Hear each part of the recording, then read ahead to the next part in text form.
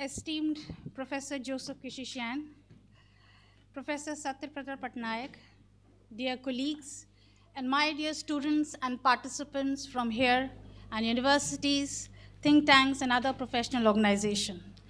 Good afternoon and welcome all of you here and those who's watching us live on the web. I'm incredibly excited to usher in the beginning of this 5-day Gyan program on a new vision for Saudi Arabia, led by none other than Professor Joseph Kechichian, whose writings have shaped our understanding of the region. More than 80 participants have registered. Most of them have joined with us here, and others would be joining soon. And it speaks volumes of the traction Professor Kechichian has gained among the enthusiasts who are watching the region closely and wants to unravel its complexity. Dear participants, imagine the invigorating experience of drinking straight from the bubbling spring. So is the experience and opportunity of engaging and inquiring any subject with Professor Joseph Kechichian. You can trust me on the enormous amount of difficulties we had to face in scheduling these lecture series. Bringing him from Beirut, as you all know, has been under the shadows of war, with attendant logistics, inconvenience, and cost. Professor Kechichian has lived up to his commitment to make it possible for us. So, dear participants, join us in welcoming with a big round of applause Professor Joseph Kechichian. We are also incredibly happy to welcome Professor Patnaik, the Gyan coordinator in JNU. Professor Patnaik and his one-man army, Mr. Saurabh, has been instrumental in demolishing all the difficulties and challenges that came our way in organizing this. So, my dear participants, this lecture series have been made possible by the constellation of positively inclined forces. So let's make the best use of this opportunity. May I request Professor Patnaik to inaugurate this course and say a few words about the Spirit of Gyan initiative by Ministry of Education?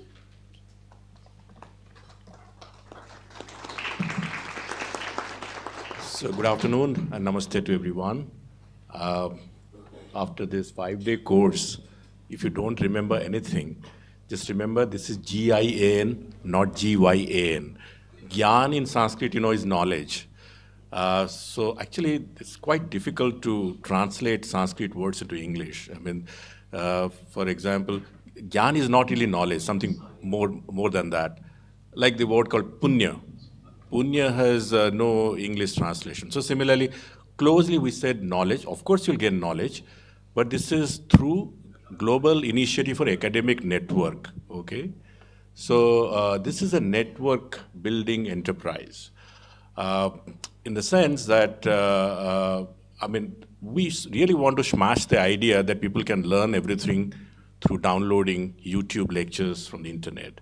You need a guru and you need shishya, and there has to be some discussion, some interaction that's essential to true learning.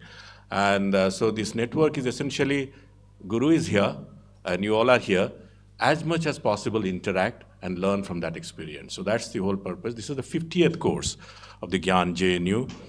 It's a national program, completely funded by Ministry of Education. Of course, JNU gives the infrastructure and everything. And the idea is to bring in the best in the field and expose our students and faculty to that rigor in academics. And that's what we aspire to achieve. So get the Gyan, G-Y-A-N, along with that, remember this is a network building exercise, interact with the leading faculty in this area and enrich yourself and be knowledgeable in the area. We have with us Professor Kechichian. You were born in Armenia, isn't it?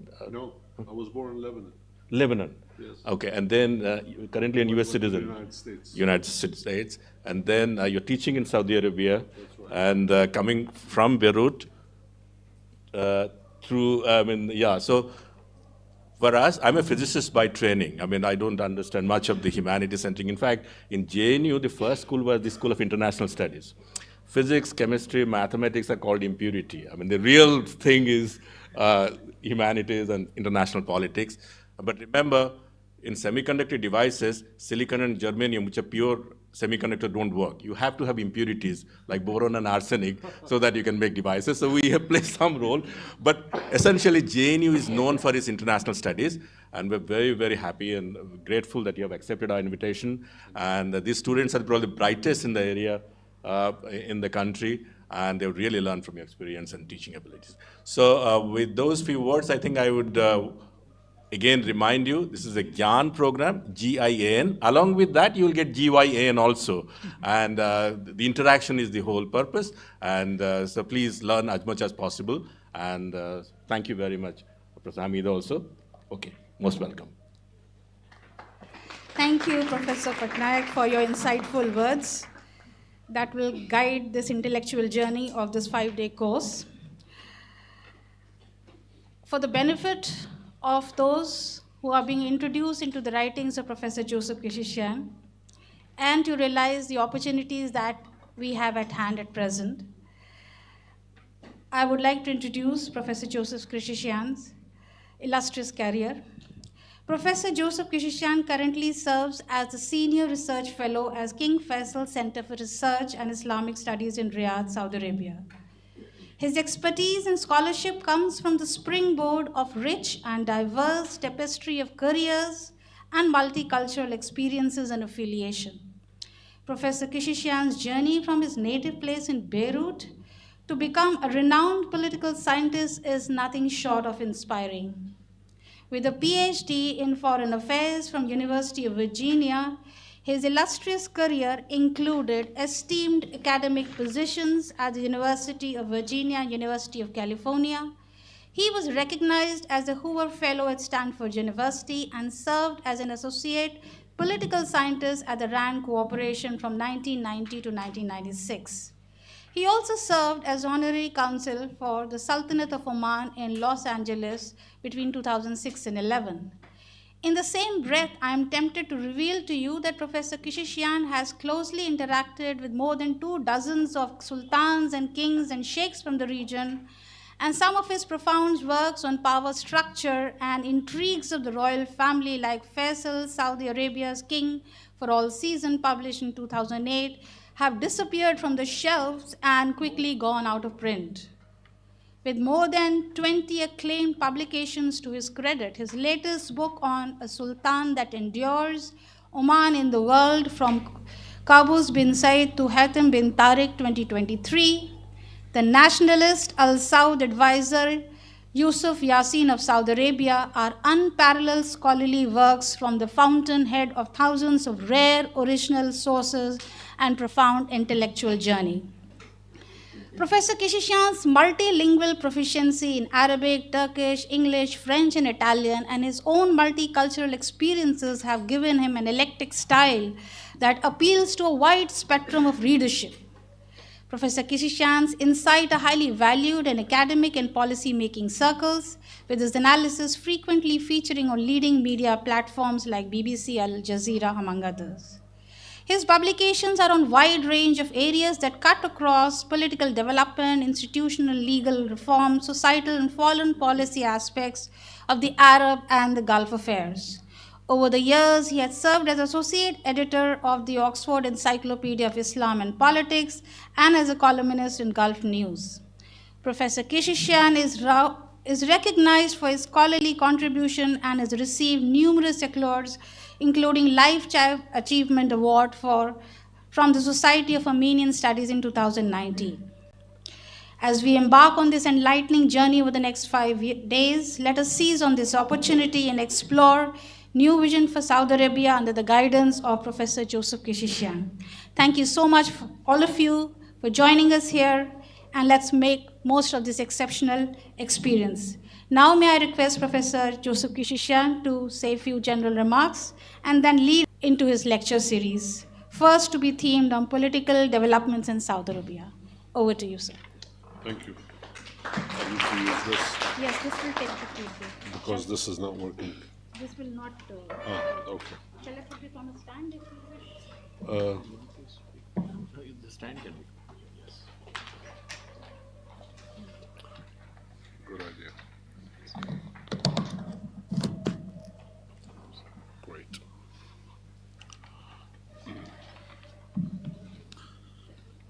Can you hear me? Great. Many thanks for these kind words. I am delighted to be back in India and especially at JNU, and I'm delighted to see so many of you today. I also thank Gian for organizing this invitation and giving me the opportunity to talk to you for the next 5 days. Let me, at the very outset, say that I'm here in my private capacity, and the views and the perspectives you will hear over the next 5 days are my own. I do not talk for the government of Saudi Arabia, nor the King Faisal Center for Research in Islamic Studies where I work. Let me also say a few words about my approach as we will discuss various subjects over the next few days. As you already know, I'm an observer of the Kingdom of Saudi Arabia, where I first traveled back in 1983. So I'm an old-timer in this business, and of course the other Gulf monarchies as well.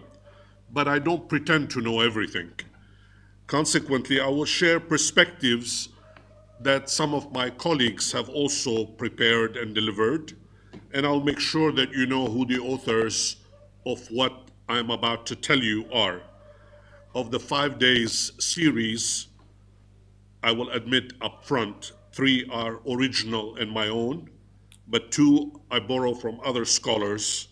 Moreover, while the discussions that are clearly identified in the brochure that you have, there will naturally be overlaps, which you will understand as we go along. For example, although we have a special session on Vision 2030, the massive phenomenon that has now taken over the Kingdom of Saudi Arabia, this Vision 2030 will recur in just about every presentation that I will make because everything is connected with each other.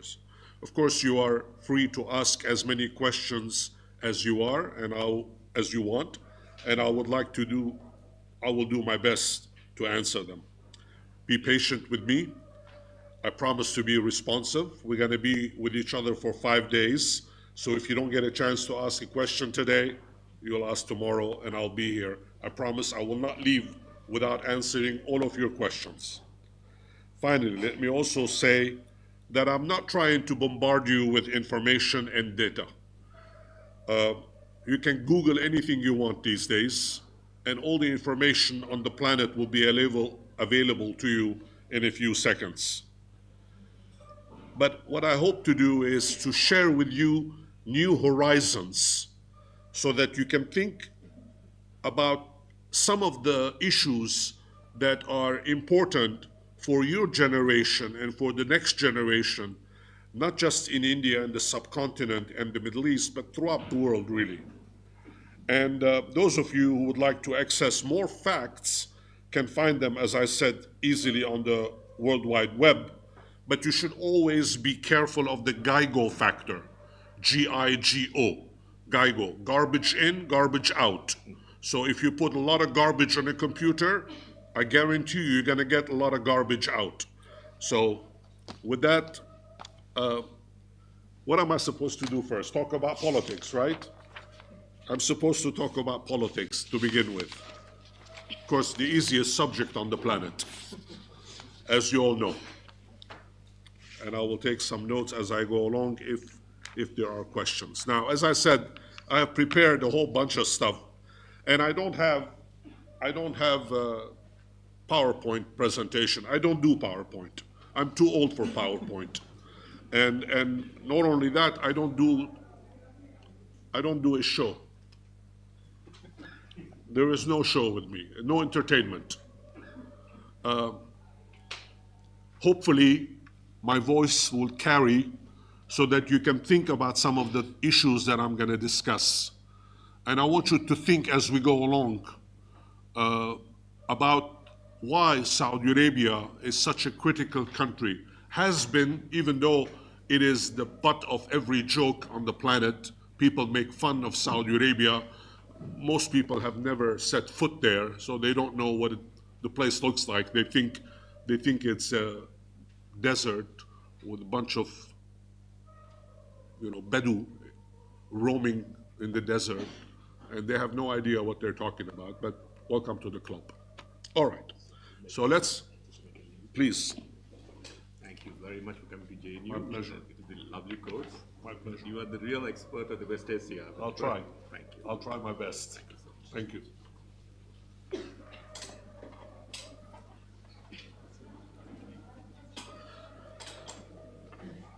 All right, so let me just jump in the political system. All Saudi rulers have relied on their faith to guide the nation. They were bolstered by the legitimacy of the custodianship of the two holy mosques, provided to defend the country's core interests that in 2025 prompted King Salman bin Abdul Aziz and heir apparent Mohammed bin Salman to devise various objectives and adopt new strategies to protect the kingdom's welfare. You notice I use the word heir apparent and not crown prince. There is no such thing as a crown in Saudi Arabia. Therefore, every journalist that tells you there is a crown prince, they don't know what they're talking about. In Arabic, it's wali al-ahd, which translate as heir apparent. Things could change, of course. These measures led to the implementation of specific mechanisms that ensured the creation of wealth and provided prosperity to the Saudi population. Throughout the years, Saudi Arabia never wavered from its ideological raison d'etre, which hovered around two key pillars: the preservation of the ruling establishment and its dominant role in the kingdom, as well as the latter's custodianship over the holy mosques of Mecca and Medina. Those two things are the sources of legitimacy for the monarchy. Both, and every ruler has posited, ensured the survival of the Al Saud in power. For those of you who don't have the background, this kingdom is the third kingdom that was created back in 1932. The previous ones go back about 300 years. In 2025, and against the threat of an Iranian theocracy that aimed to topple the Al Saud monarchy, we can talk about this if you'd like, Riyadh adopted specific objectives to defend the realm, backed a regional alliance with like-minded conservative Arab monarchies, and enlisted necessary agreements with leading Western powers to assist whenever necessary. Equally important, it embarked on epochal socio-economic transformations of the traditional society as it adopted the Vision 2030 planks that aim to significantly empower youth and encourage them to embark on entrepreneurship. What King Salman promised to bequeath his successor was amply clear: a strong society with a well-defined identity that relied on itself. A strong society with a well-defined identity that relied on itself. In 2025, Saudi Arabia held nearly a quarter of the world's proven reserves of petroleum in a space nearly 1/3 the surface area of the United States. So it gives you an idea how big the place is. It occupied over 70% of the entire Arabian Peninsula, sharing borders with critical Middle Eastern countries like Jordan, Iraq, and Kuwait in the north, Bahrain, Qatar, and the UAE to the east, and Oman and Yemen to the south. The title of the monarch is the custodian of the holy mosques, of the two holy mosques. It secured unprecedented socio-political legitimacy at home and abroad by ensuring that the country preserved and protected a sacred covenant which was sealed by the founder monarch, Abdul Aziz bin Abdul Rahman Al Saud. The British refer to him as Ibn Saud, even though his son's name is Ibn Saud. The British, being who they are, very accurate and objective, they mix everything up. Sorry about that. Even before the Third Monarchy was founded, as I said, back in 1932. Since acceding to the throne on 23 January 2015, King Salman, in other words, in another few days, he will celebrate his almost 9 years in power. King Salman bin Abdul Aziz has made a series of appointments that shook the monarchy, reassigned responsibilities, and redistributed relative power previously held by leading members of the society to next generation Al Saud family constituents. He also backed the heir apparent's ambitious plans to redirect the economy away from petroleum. To redirect the economy away from petroleum. In turn, Mohammed bin Salman, who will definitely succeed his father, upheld the kingdom's established national interests, objectives, and strategies, though he has centralized control over security forces and embarked on what can only be described as bold economic and social changes that upset many but delighted a lot more. The monarch and his heir tackled every imaginable taboo, both to abandon failed methods in the past and even more daring, to recreate social norms. How they understood, explained, and implemented these changes baffled many Saudis and non-Saudis alike, leading some to re-examine their assumptions, though few denied that the putative transformation of the kingdom's socio-economic model was necessary and provided long-term, long overdue opportunities to young Saudis entering the workforce. Very simply stated, the king and his heir confronted the harsh but real evidence that past paradigms were deadlocked, which required Riyadh to act, both to bolster known oil sources of revenue for the state, and equally important, to encourage the creation of wealth. Now, this might sound paradoxical to you. Why would a wealthy country like Saudi Arabia want to create wealth? Right? Think about it. We'll talk about it in a second. Why would they need to create wealth when there is 70% of the world's oil? Okay. King Salman and his heir apparent recognized that a few decades into the post-oil era, the kingdom could no longer pursue unyielding and recalcitrant methods that enriched many while others coasted through and allowed corruption to take hold of several institutions.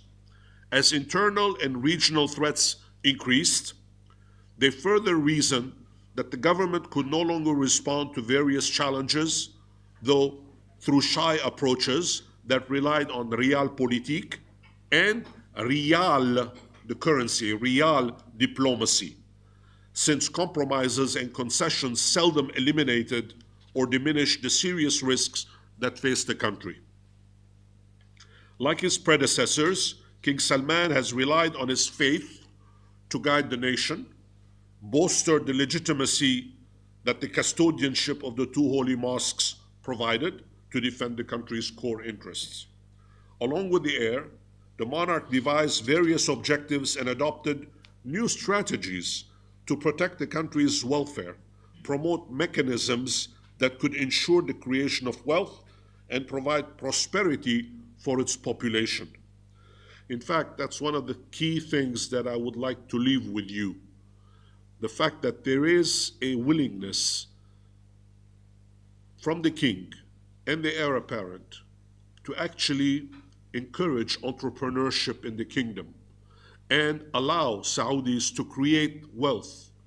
The creation of wealth, in my humble opinion, is one of the best opportunities that any leader in any country around the world can offer to its population. Just let people excel to create their own wealth. Just remove the roadblocks that you have in front of population to excel. If you do that, obviously you succeed. But if you put roadblocks in front of everyone, nobody's going to create wealth. Realistically, what were the chances of success? And it's fair to ask, can Saudi Arabia accomplish all of these aims? Let's go back a little bit.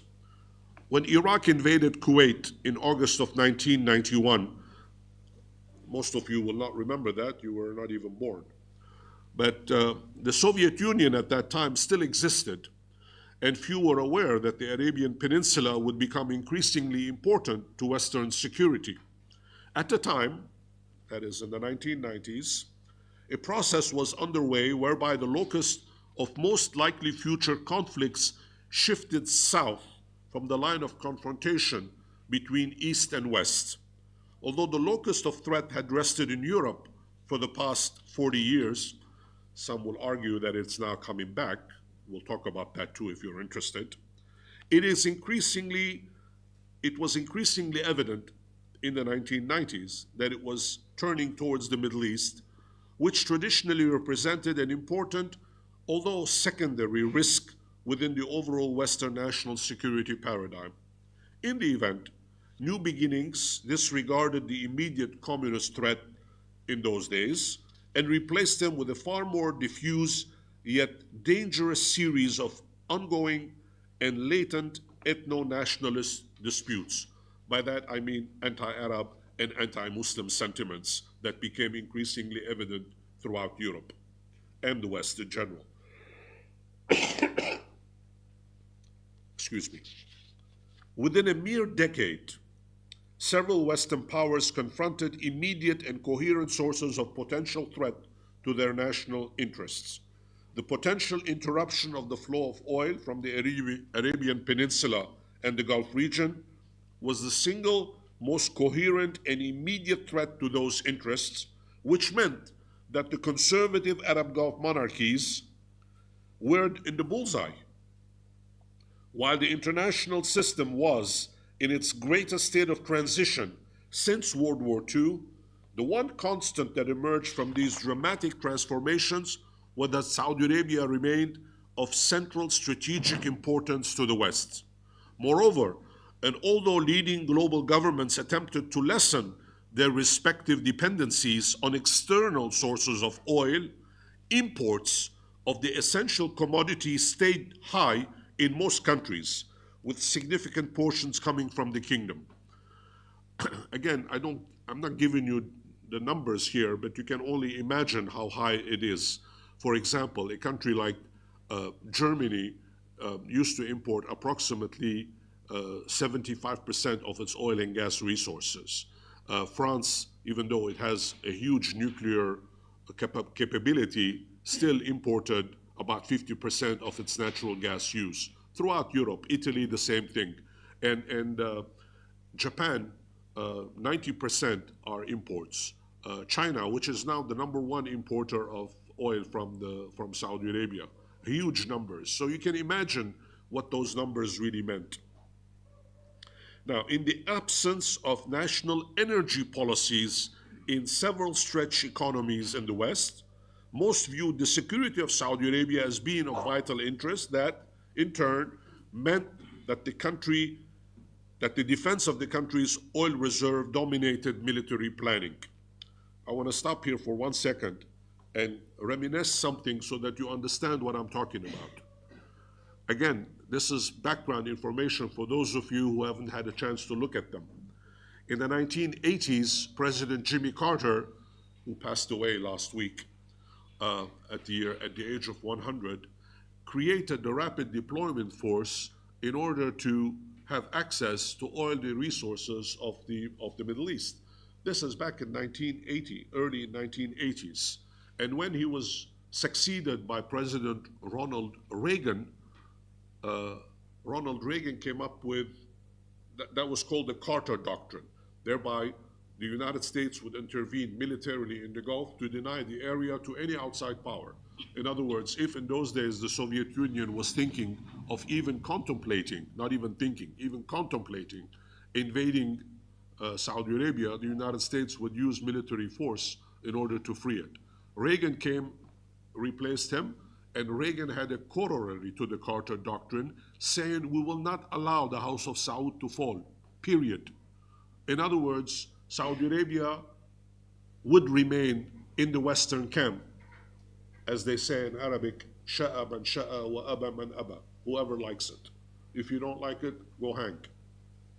That was the thinking.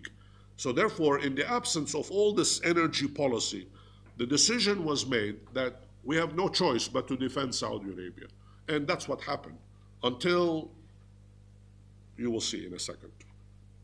Now, accordingly, the future directions in Saudi national security concerns became increasingly critical to policymakers as well as the general public. And in these interactions, the kingdom's broad strategic orientation became clearer, which underlined security dynamics, and people really got out of the habit of doing business as usual. Now, whether evolutionary and peaceful in nature, or rapid and violent, all of these strategic transformations were of enduring interest.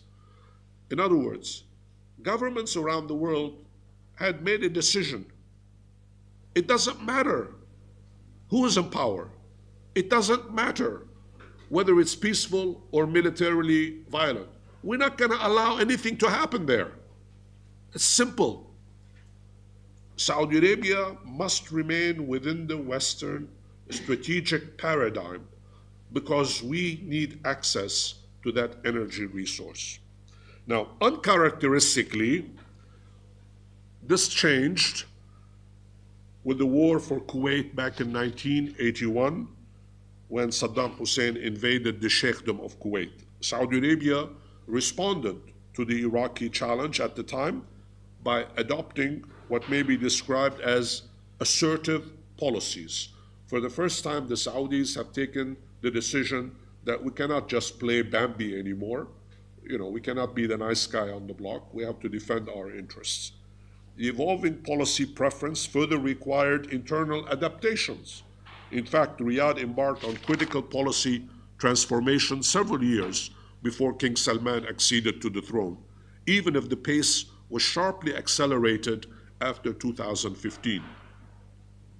Whereas Riyadh's body politic rested on a traditional alliance between the Al Saud ruling family and the religious establishment known as the Al-Sheikh family, the family of the Al-Sheikh, the Al-Sheikh. The war for Kuwait ushered in a slew of national security challenges to the kingdom, including the decision to enlarge the armed forces, the introduction of conscription, which was postponed, the acquisition of additional weapons, and the adoption of a consultative council as well as an allegiance council that planned to institutionalize succession. I'm going to stop here one more to do a little parenthesis. I spoke about the Al-Sheikh and the Al-Saud. The alliance that exists between these two families goes back to 1744. It's not new. 1744, whereby Muhammad Al-Saud in those days and Muhammad Al-Sheikh, the two of them got together and entered into an alliance. That alliance has endured all the way to 2017. It has changed now to a certain extent, but nevertheless, the basic framework of the alliance still holds. The Al-Sheikh family is a critical family. It is the kind of legitimizing institution to the Al-Saud family. Of course, the Al-Saud are primus inter pares, as they say, first among the majority, but nevertheless, the king always seeks advice from the other members of the families. He listens. He makes the final decisions, but he does not impose his will before listening to the other members of the community. So therefore, this is something to keep in mind as well. In Saudi Arabia, tradition is important. Things that happened 300, 400, 500 years ago still have value. We just don't dismiss them as if it doesn't matter anymore. No, everything matters. Tradition matters. This is a traditional society that values customs, that values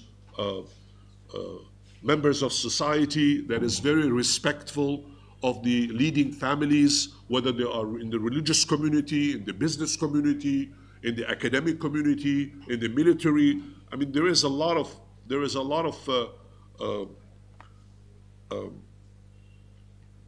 what's the term that I'm thinking of? There is a lot of consultation among the different members of the establishment. Consultation is something that is real. It happens. Of course, it happens less and less frequently because there is a professional class of experts that are now increasingly coming up, more educated, more trained, better off, intellectually aware with what's going on in the rest of the world. But this is a phenomenon that is true everywhere around the world, not just in Saudi Arabia. There is a professionalization of the decision-making process around the world. And Saudi Arabia is no exception, obviously. Okay. Simultaneously, opposition to the government emerged from conservative, mostly younger religious figures out of the establishment, as well as conservative intelligentsia circles. Again, I'm talking in the 1990s and early 2000s.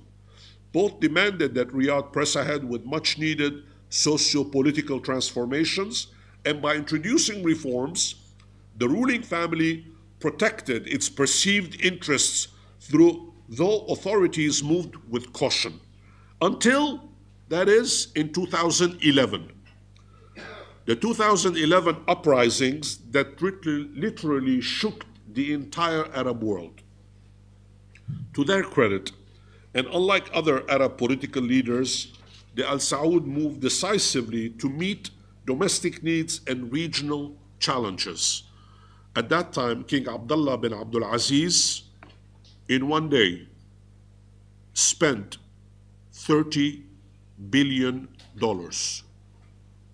in one day by providing the kind of incentives that obviously were required.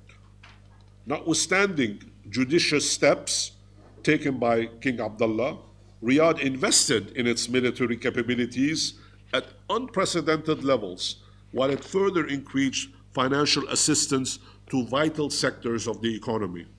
As a decisive player at both regional and global scenes, Saudi Arabia could no longer jeopardize its position as a vital nation state within the Arab and Muslim world, which was why King Salman and his heir apparent embarked on a path that supporters and critics alike, I think, misread.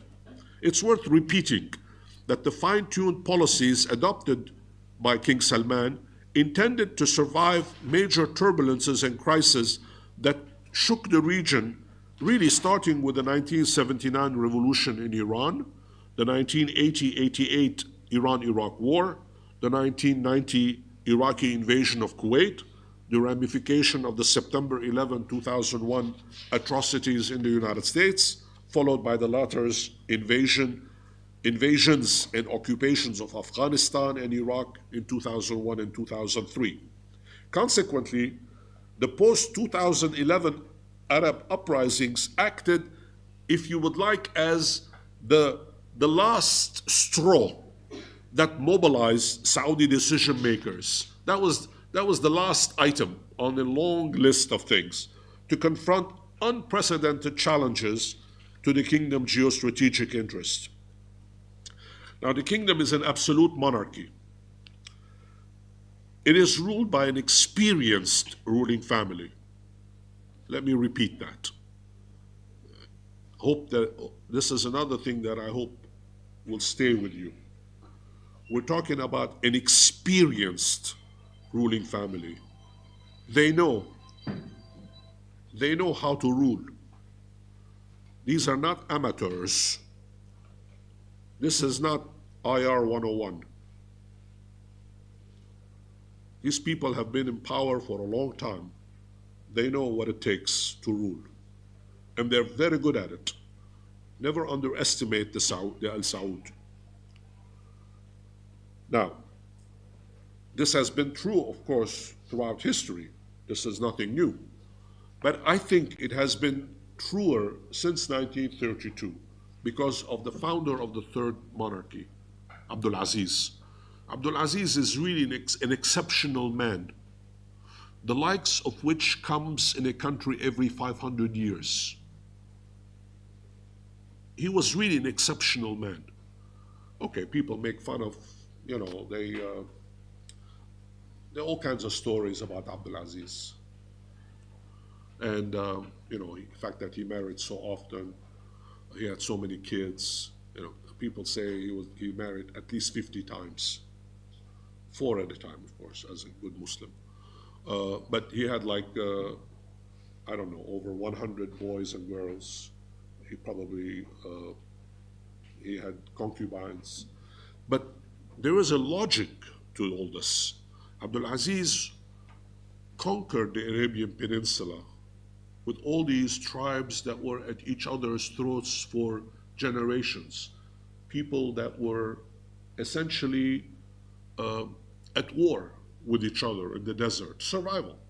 It's not easy to survive in the desert. Trust me. You really need to have capabilities to survive in the desert. And for generations, throughout the Arabian Peninsula, all these tribes were at each other's throats. And Abdul Aziz managed to conquer all of them under a united system. And most of the time, after the wars ended, reconciliation was introduced, and it was done through marriage. Obviously, if you have a blood relationship, the wars stop. There is no more conflict, because obviously now you're family, you don't kill your own. So therefore, there is a method to his madness, if you would like. I mean, I call it madness, but obviously it's not madness. From his perspective, it's smart. So therefore, you have to understand the logic that moved him. But the king, in the political system that we are talking about, the king is the ultimate decision maker. He reaches his resolutions, as I said before, after extensive consultations, first of all among the senior princes, brothers, uncles, and so on, the religious establishment, the al-sheikh, and the leading imams of the country, several key stakeholders, whether they can be military officials, business leaders, selected intellectuals. Furthermore, and as Riyadh grows its legitimacy through its strict allegiance to Sharia law, Islamic law, every monarch upholds the Holy Scriptures, which is the Quran, and the Sunnah, the Prophet's deeds and sayings. Now, Muslims amongst you will know how important the Quran and the Sunnah are. Whether you happen to be Sunni or Shia, it makes no difference. Obviously, for the Shias, the Sunnah are not as important as the Quran. But nevertheless, Saudi Arabia is composed of mostly Hanbali Sunni Muslims, and they are pejoratively referred to as Wahhabis. The term is not used in Saudi Arabia. The closest English term that you can use is Unitarian, Muwahhidun in Arabic, Unitarian. Why? Because the founder, Abdul Wahhab, has written a very important book on unity, Tawheed, Kitab al-Tawheed. Obviously, this is a key interpretation of the Hanbali school, which is followed. There are 4 schools in Islam, as I'm sure you know, some of you know. For those of you who don't know, you can check it out. Hanbali, Shafi'i, Maliki, and Hanafi. And you can look at all the differences. It's mostly doctrinal differences. There are no fundamental differences between them. It's traditions and customs and things like that. Over the years, it's mostly doctrinal interpretation of the laws and so on. But the principles are the same. The same Quran, the same Sunnah. Those things don't change. Now, to be sure, I'm trying to give you a general impression of the political system so that you can appreciate the changes. That doesn't mean that there were no family disagreements. Like in every family, there were disagreements too over national concerns. But nearly all members united whenever faced with threats.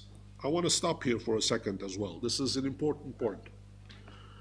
Like every family, the Al Saud is a large family. It is the first or the second, no, I think it's the first largest family of the Arabian Peninsula. The second one, ironically, the smallest Arab monarchy, Bahrain, has also a very huge ruling family. Bahrain has a huge ruling family. The smallest family in Oman is Oman. It has the fewer number of members of the ruling family. But Saudi Arabia, it's estimated, nobody knows the exact figures, of course, and if they know, they're not going to tell us. Well, some things are kept in the family, you know. It could be approximately 20,000 members of the ruling family. Now, the numbers differ. It could be as low as 10,000 or as high as 20,000, but that's a lot of people. But that doesn't mean that all of them are at the same level. My estimate, I have written this in several of my books, is that there are about 200 family members, and I will talk in the second part of today's presentation when I talk about succession. I will talk about some of these things. There are about 200 individuals that are quite important, and they're the ones that are the decision makers. They pay attention to the others. The others are important. The others, both men and women, they play a role in government affairs and so on. But the vast number, 20,000, are not active members of the ruling family. There are about 200 of them. Okay. But from time to time, there are disputes that arise, obviously. Those of you who have studied the history of Saudi Arabia know that what happened in 1964, for example, when King Faisal essentially replaced his brother, Saud. And it was done in a bloodless way, but nevertheless, it was a removal of a monarch. It was not a picnic. There was a sitting monarch that was essentially pushed out of power, and King Faisal, at that time, heir apparent Faisal, took over. And of course, as you will see in a few moments when we talk about succession, I will explain some more detail.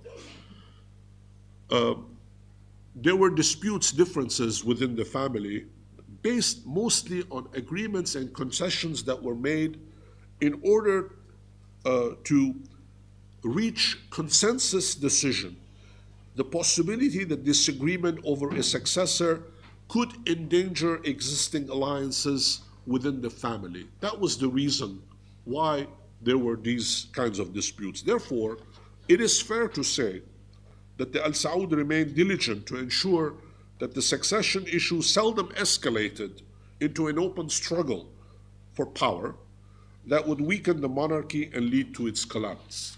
They never allowed that to happen.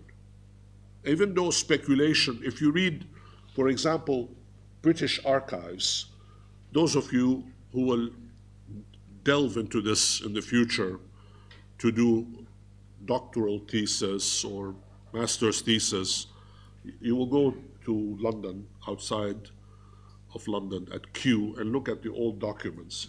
The British were, of course, very objective, as we all know. You know, they have, if you read the old reports that they have written about members of the ruling family, you'll be shocked at some of the things that you will read. Literally shocked. They have all kinds of details about what happens between different members of the family.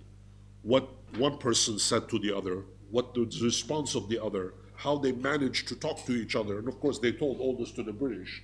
This is another one of the beautiful imaginary things that diplomats come up with. They sit down at their desks and come up with all kinds of imaginary conversations that have never taken place, or if they have taken place, they were not privy to, but they still write about it. That makes them objective, you see? I'm sorry, I got off the tangent here. It's my American revenge.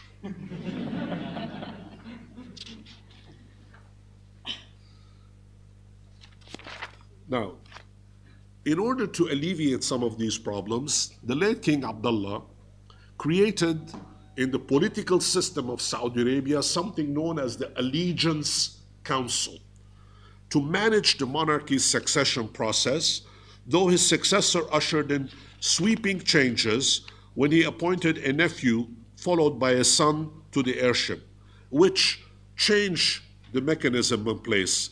And as I said, I promise to come back to this in the second part of the discussion. Now, let's go back to the political nitty-gritty of the country. The kingdom's internal security requirements, combined with the custodianship of two holy cities of Mecca and Medina, bestowed upon the ruling family tremendous political consolidated his power in the 1920s, and Abdul Aziz, as I said, found it necessary to promote strong ties with key tribes and influential religious figures. He relied on senior family members to enhance the kingdom's internal stability by appointing his sons to critical defense and security posts. Moreover, and to identify with the Saudi population, Riyadh adopted several consensus-driven measures that placed the country on the path to unity. More than any other decision, as I've hinted, was the 1744 Pact that brought the two families together. Of course, in the process, a government bureaucracy functioned to channel Al Saud policies to serve the nation. Notwithstanding periodic internal differences, for example, over budgetary policies where there were disagreements, members of the ruling family, as the principal actors in the state, devoted time and resources to invest in society. A consultative council, in Arabic Majlis al-Shura, which is now composed of 150 members, including 30 women. They're all appointed. They're not elected. They're all appointed. But it acts as a critical sounding board, even if it is not a separate legislative body. Likewise, citizens can and often do attend. They meet with and petition senior ruling family members, including the king, directly in respective majlises, though in more recent times, security conditions are such that one doesn't have the kind of access that you used to have. In the old days, I remember in 1980s, when I used to go and attend these majlises, anyone could just walk in to a majlis and you will sit. You know, there will be a room of 2,000 people, and they will all line up, and they will all go and shake the prince's hand, or the heir apparent's hand, or the minister's hand, or the king's hand, whoever was presiding, and they will have petitions written, and they will hand deliver the petition with whatever request they have, and he would pass it on to an aide, and there will be follow-up to make sure that the request is met. Now, the process still goes on today, but today you cannot have 2,000 people walk in from the street, security being what it is. Don't forget that King Faisal was assassinated in 1975, and none other by his own nephew. So therefore, security being what it is today, in order to get access to the majlis, you have to be vetted first. And you can still petition, but at lower level majlises. You can go, for example, to the governor's majlis, the governor of the city in which you are, or the district in which you are, and you can still give the petition. And eventually it will get there. But nowadays, of course, because of electronic, everything is done electronically. You can lodge a complaint electronically to a government official, and they will answer. In the old days, there was no electronics. The good old days. The good old days, trust me, when it was much more civilized than it is now. Today, everything is anonymous. Anyway, Sometimes I get carried away with these side points. I apologize. I apologize. These are appetizers. Now, when is the break? When do I stop? I can go on forever. You need to tell me when to stop. Maybe we can lecture another 15, 20 minutes. 20 minutes and we open for. Okay, great. Now, to be sure, Saudis form a nation, even if a clear national identity is sometimes difficult to forge in a modernizing monarchy, in which a ruling family defines how subjects and citizens perceive themselves. This is the heart of political system, of any political system, representation. Even in a monarchy, there is a representation, not just in a republic, not just in a democratic system of government. Even in a monarchical system, there is representation. It's just a different mechanism in place. Now, critics always point out that the intrinsic difficulties to hone on the identity-shaping task, including contradictions that arose after 2017, when, for example, the government of Saudi Arabia announced that women would be allowed to drive starting on 24 June 2018, when they were legally allowed to drive. In the 1 year between 2017 and 2018, there was a period of limbo. There was no representation, so to speak, and several women were arrested because they didn't wait until 2018. They started driving, so they were quickly arrested.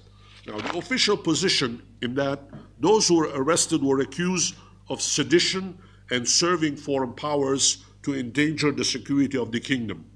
Similarly, fault finders point to the fact that the national anthem, with lyrics written back in 1984, glorified the king and Islam, and that the very idea of a day to celebrate, quote unquote, the nation became a tradition only in 2005.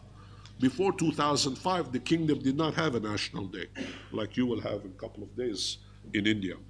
For detractors, the very introduction of nationalist values highlighted an ongoing struggle between authorities and opponents, both of which desired to champion change. After 2016, Mohammed bin Salman embarked on epochal and for some quite radical transformations to redraw the existing national contract.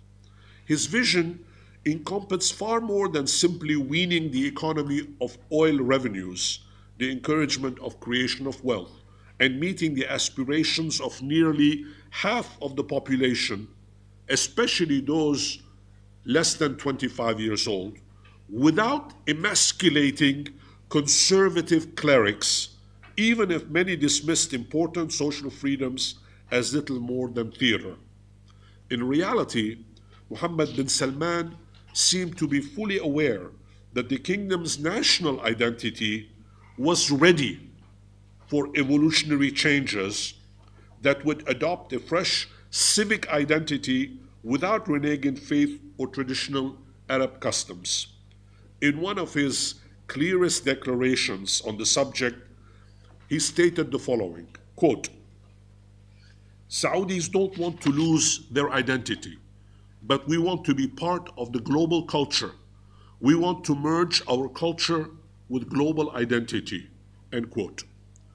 He also promised that in the next 5 years, now I remind you, he said this in 2016, okay?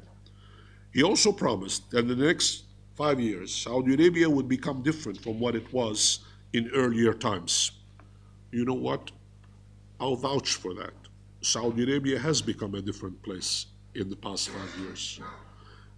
Every time I go to Saudi Arabia, which is once every month or every 2 months, I spend 4 or 5 days a week every time I go, I see changes. And I see the kind of changes that I never thought in my entire life that I would ever see in a place like Saudi Arabia. Ever. And now, ikhtilat, which is mixing of men and women, is a common, normal In fact, I have a Saudi friend who always reminds me. He tells me, you don't understand what happened to us. I'm going to tell you what happens to us. And I ask him, tell me, what happened to you? His answer is, we became normal.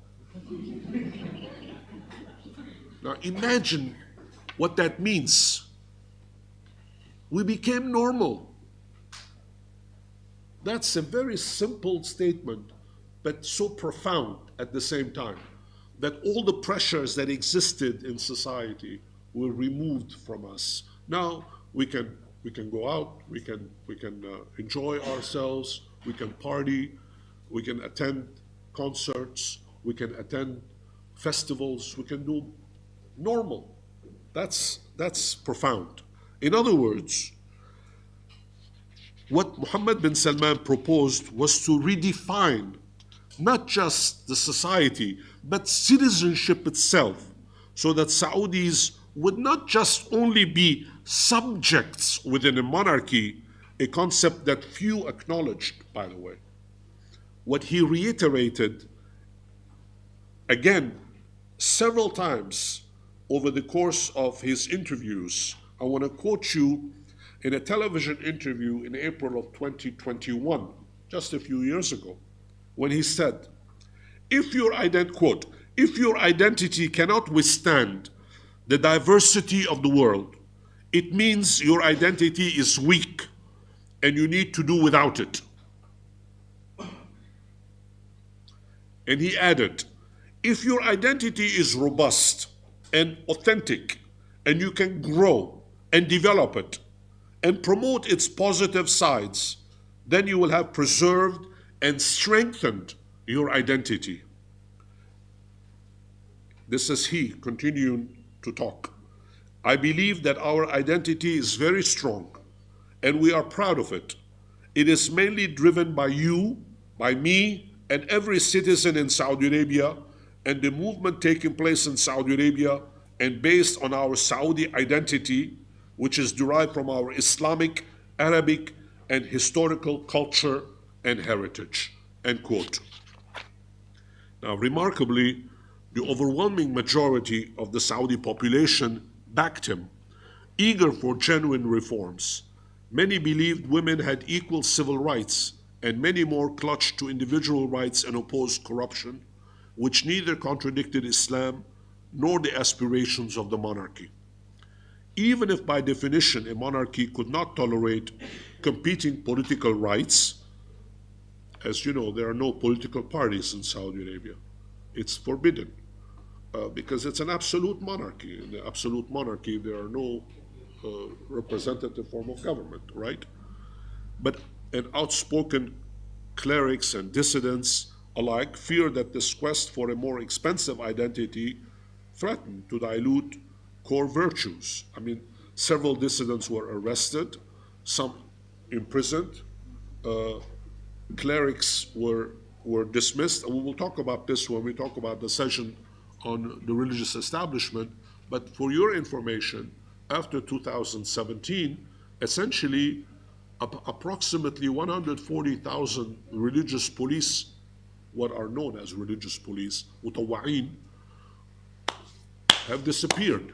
They're no longer in the streets of the major cities. They're all at home. They're still collecting their salaries. They're getting paid. These were the people that enforced Sharia in the streets of Saudi cities. Today, you don't see them. They're in their cars.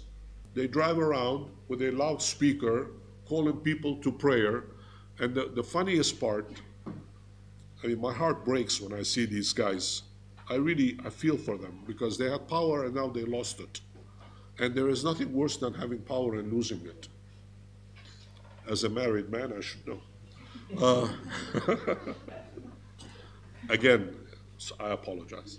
That was supposed to be a joke. What you see them, for example, driving in front of a mall, and people going in and out of the mall, and they are on their loudspeakers calling people to prayer. Nobody's paying attention to them. It doesn't mean that the Saudis are not religious.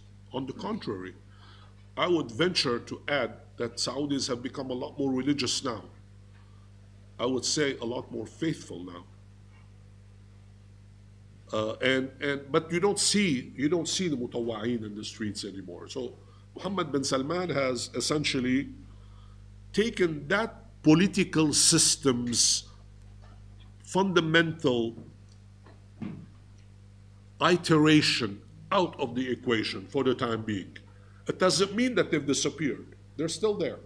And one day they could come back. Who knows? I don't have a crystal ball to know what's going to happen 20 years, 30 years, 40 years from now. Nevertheless, the changes that have taken place are real. Let me close with the following, and then I'll let you ask whatever questions you want. Notwithstanding the fears that exist, I would venture to say that the vast majority of Saudis preserved their values, they defined new ones, and welcomed fresh efforts to forge an expanding national identity. And it is for that very reason that Mohammed bin Salman has introduced in 2017 the very important change to the national identity, not just celebrating 1744, but 1726, which is a few years back before the alliance that occurred between the Al Saud and the Al Sheikh. This, in my humble opinion, is an indication of his vision for the political future of the country. A lot depends, of course, what he does when he comes to power. But I would venture to say that the political system that exists today will persevere, will continue. I'll stop now. Thank you, Professor Kechichian. That was a really delightful take on a very, sober topic. So now, I'm loud enough. Okay. So we can have questions and comments from our students and participants, and you will take few of them and. Whatever. You decide what you want. Okay, let's take few questions, and then we'll see how it goes. Please identify yourself. Raise your hands. Identify yourself. Don't be shy. I don't bite.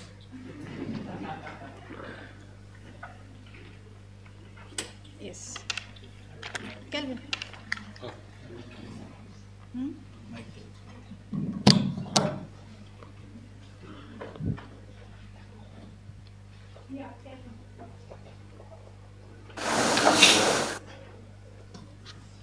First of all, thank you, sir, for the amazing session. It was really interesting. Myself, Kelvin Benny. I am a PhD candidate in the center. So you said about the South Wahab Pact.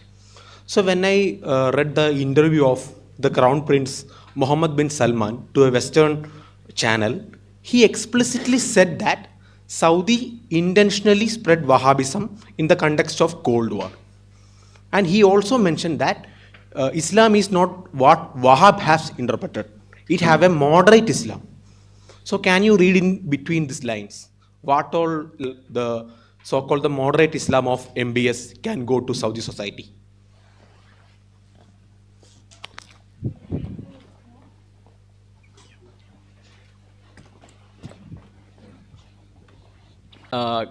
Has been known, and now the everywhere, and that we are knowing that all the people from Saudi Arabia are known as, like, whether they are religious, from the religious aspect, from the political aspect, that they are following Wahhabi political system.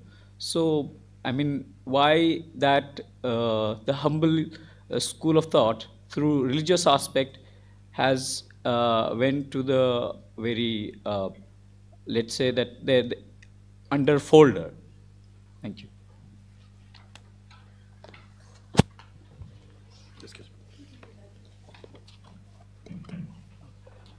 Thank you, Professor Kechichian, for your insightful lecture. My question is related. There are two questions. The first question is related to the importance of Al Saud and Al Sheikh uh, alliance. After coming of IMBS, especially in the late, I think in 2015, how much relevance the Al Sheikh family has now, I mean, in coming future?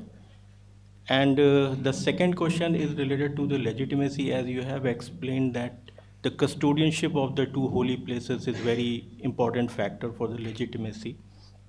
So, with the push for the Saudi identity and Saudi nationalism, how much the legitimacy, I mean, the custodian of the holy ship, what would be the future of this particular factor of the legitimacy? There is two questions. Thanks.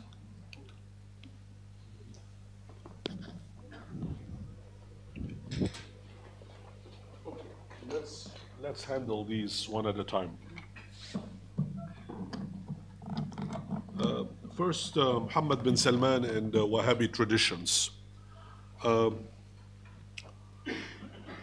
Muhammad bin Salman is a young man. He is now 38 or 39 years old, and he has ambitions. He is a product of the Al Saud family. He is a product of the system, but he is determined to join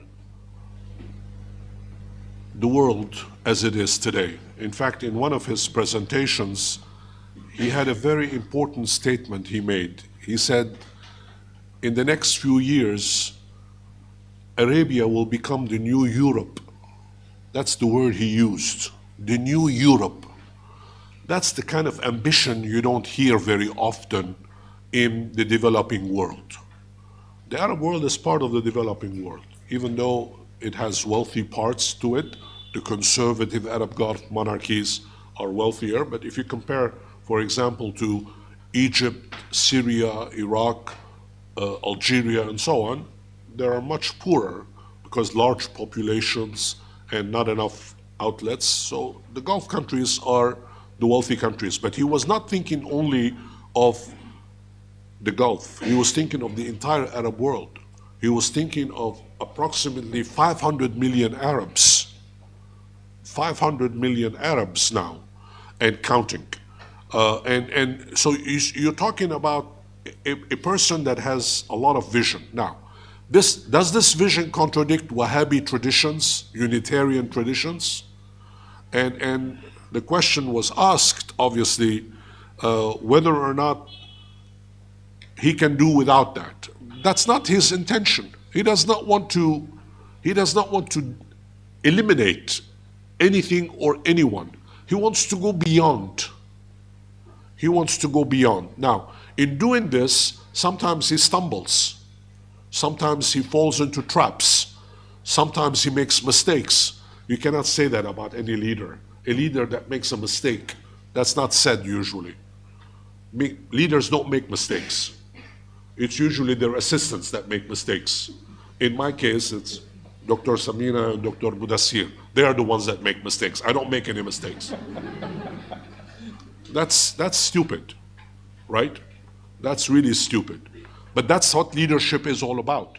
In my humble opinion, my good friend, Mohammed bin Salman is not trying to eliminate Unitarian traditions. He is part of the system, and he's a devout Muslim, and he prays, and he does all the rituals that are required to be a good believer, a good practitioner. But he wants more. He wants more. And you know what? He's going to get more. Because where there is a will, there was a way.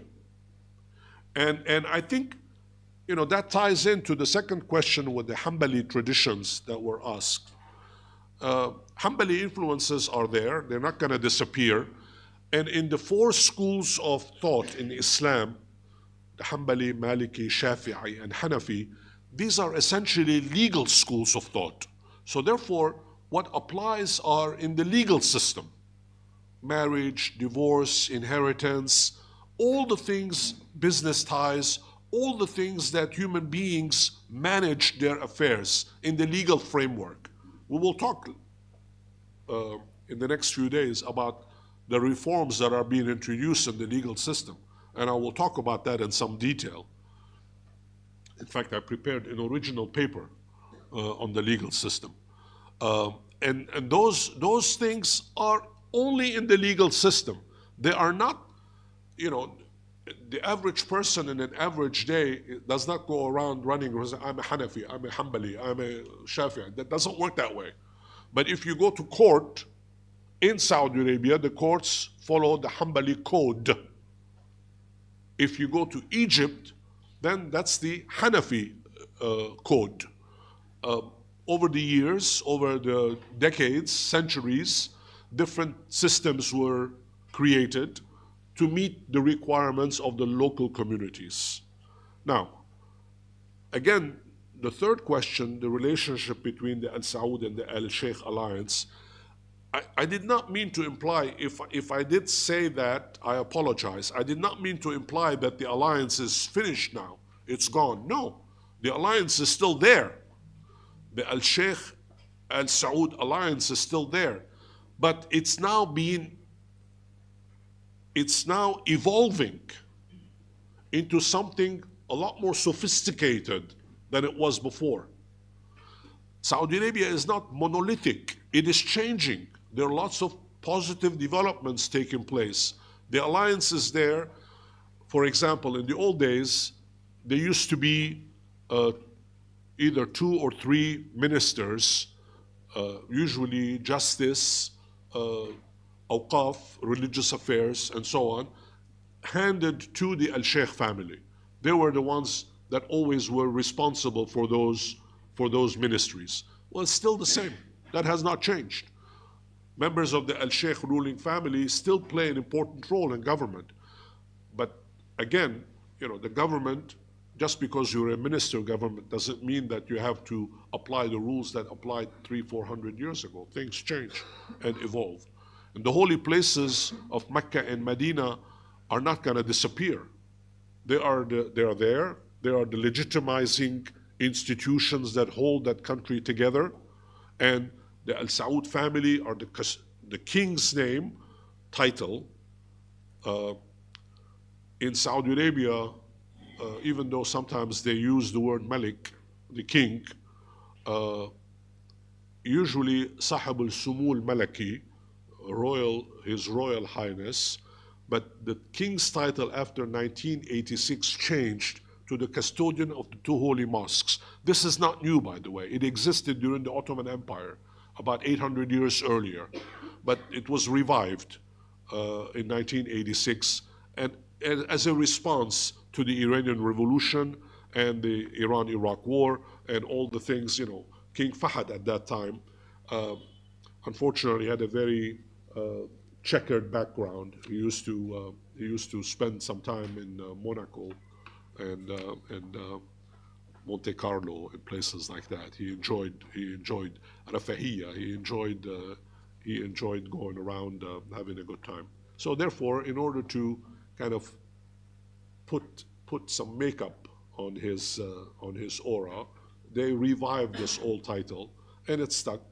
But that doesn't mean, I don't mean to imply that the senior members of the family have abandoned all of these traditions. No, they have not abandoned them. They're still very much there, but they're evolving gradually. There is a new national identity. National Day is celebrated now, and going back, 1726, 27 to 1744, the Al Sheikh family is still there, but things are evolving. Thank you. We can have next round of questions. Yeah, Abul will first say, then we'll come to you. Huh? No, you have to use this, then only. Sorry about that, but you have to live with it.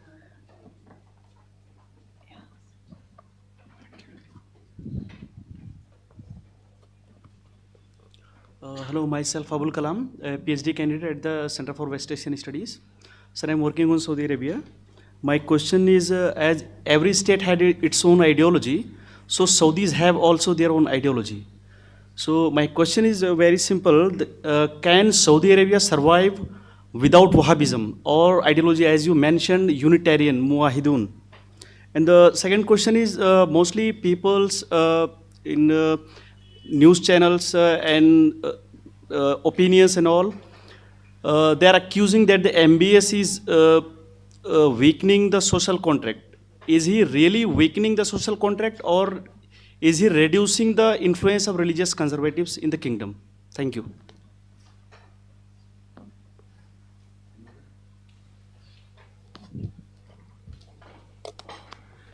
Thank you, sir, for your wonderful presentation. Sir, my question is relating to the nationalization of oil in Saudi, in the West Asian region. In 1915, what happened that countries like Iran, Libya has nationalized the oil, but the Saudi's political authority remains intact with the Aramco, and they decided not to nationalize the oil wealth at that time. However, the finance minister, seek more and more concession from the Aramco. So, why Saudi Arabia do not go for the, nationalization of oil at that time? Thank you.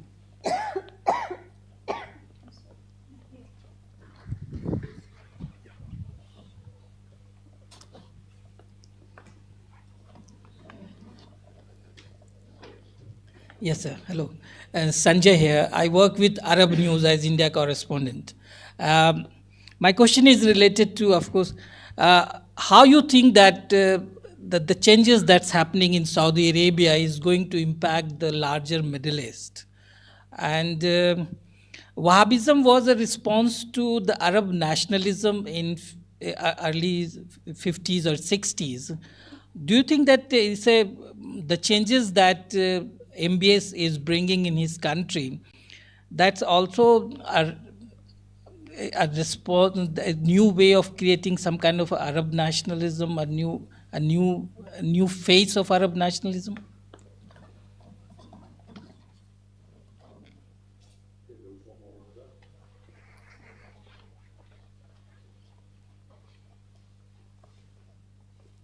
Thank you, sir. My name is Liaquat Nazir. So I have a related question. You talked about like Saudi Arabia is a traditional society, or the tradition is respected there. It's not disregarded. The tradition in Saudi Arabia is not disregarded. So we have been seeing for last few years, since 2016, that MBS has been pushing for changes, and his anti-Muslim is trying to forge a new Saudi identity, new Saudi national identity, which is apparently linked to Islam and the Arab identity, but at the same time diverged from it to a large extent, because we have seen that he has been trying to make attempts to unearth Saudi Arabia's pre-Islamic past, like celebrating the heritage of Al-Ula and other those things. Because we have been seeing that his attempts to this forge a new Saudi national identity in a Saudi Arabia, which account his vision, which I would say he is trying to forge a kind of a more open society. But at the same time, in Saudi Arabia, tradition is respected. There are powerful forces like the role of Islam or the role of conservative religious establishment. Do you think that he faces in his attempts to forge this new national Saudi identity, which is linked to Islam, we link it to Arab identity, but at the same time simultaneously diverged from it to some extent? Because otherwise, how would a new Saudi national identity or Saudi nationalism be different from the neighboring Arab countries or the neighboring Arab kingdoms? So is he facing challenges or serious challenges in his attempts to do so? Thank you.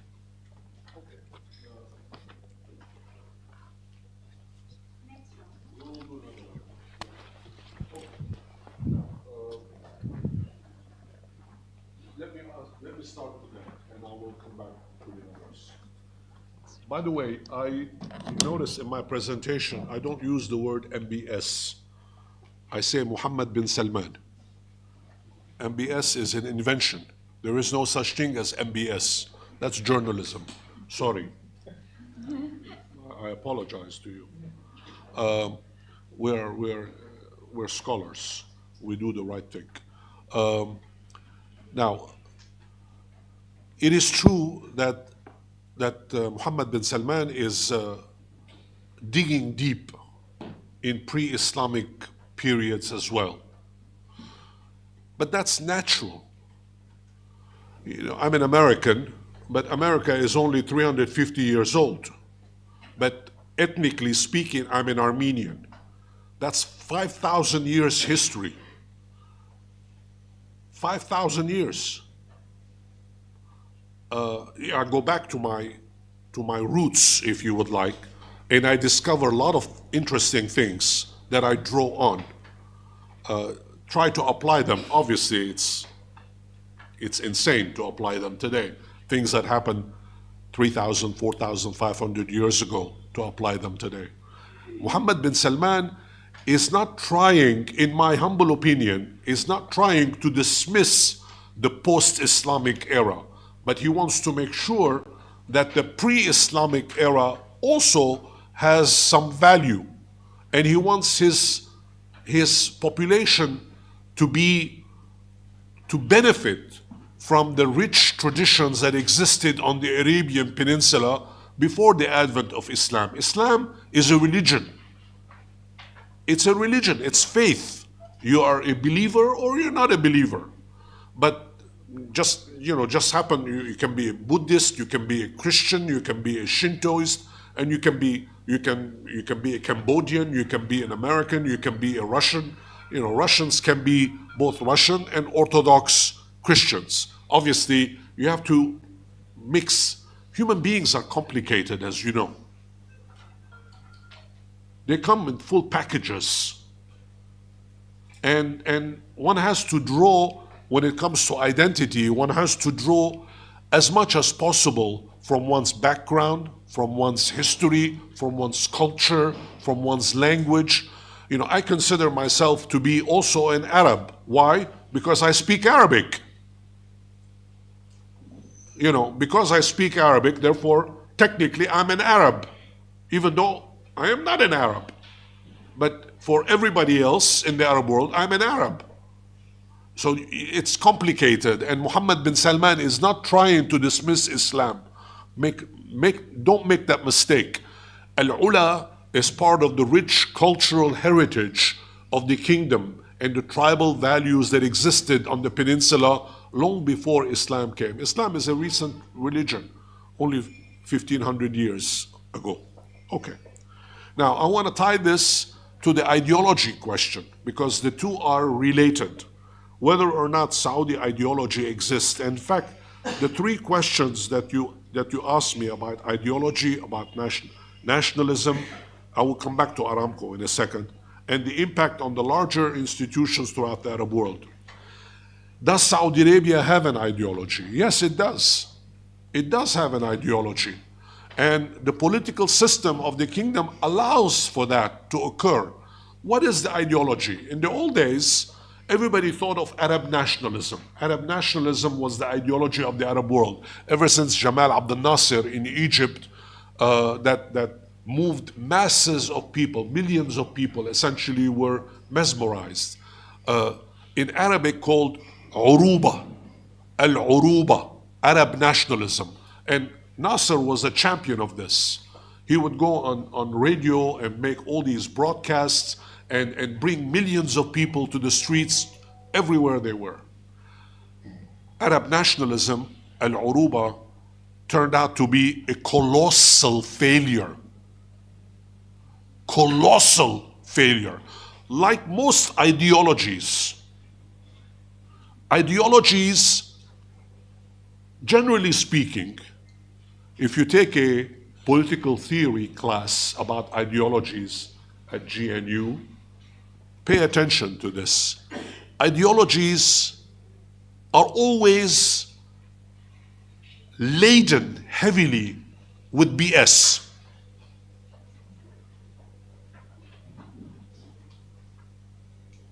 And Arab nationalism is no exception.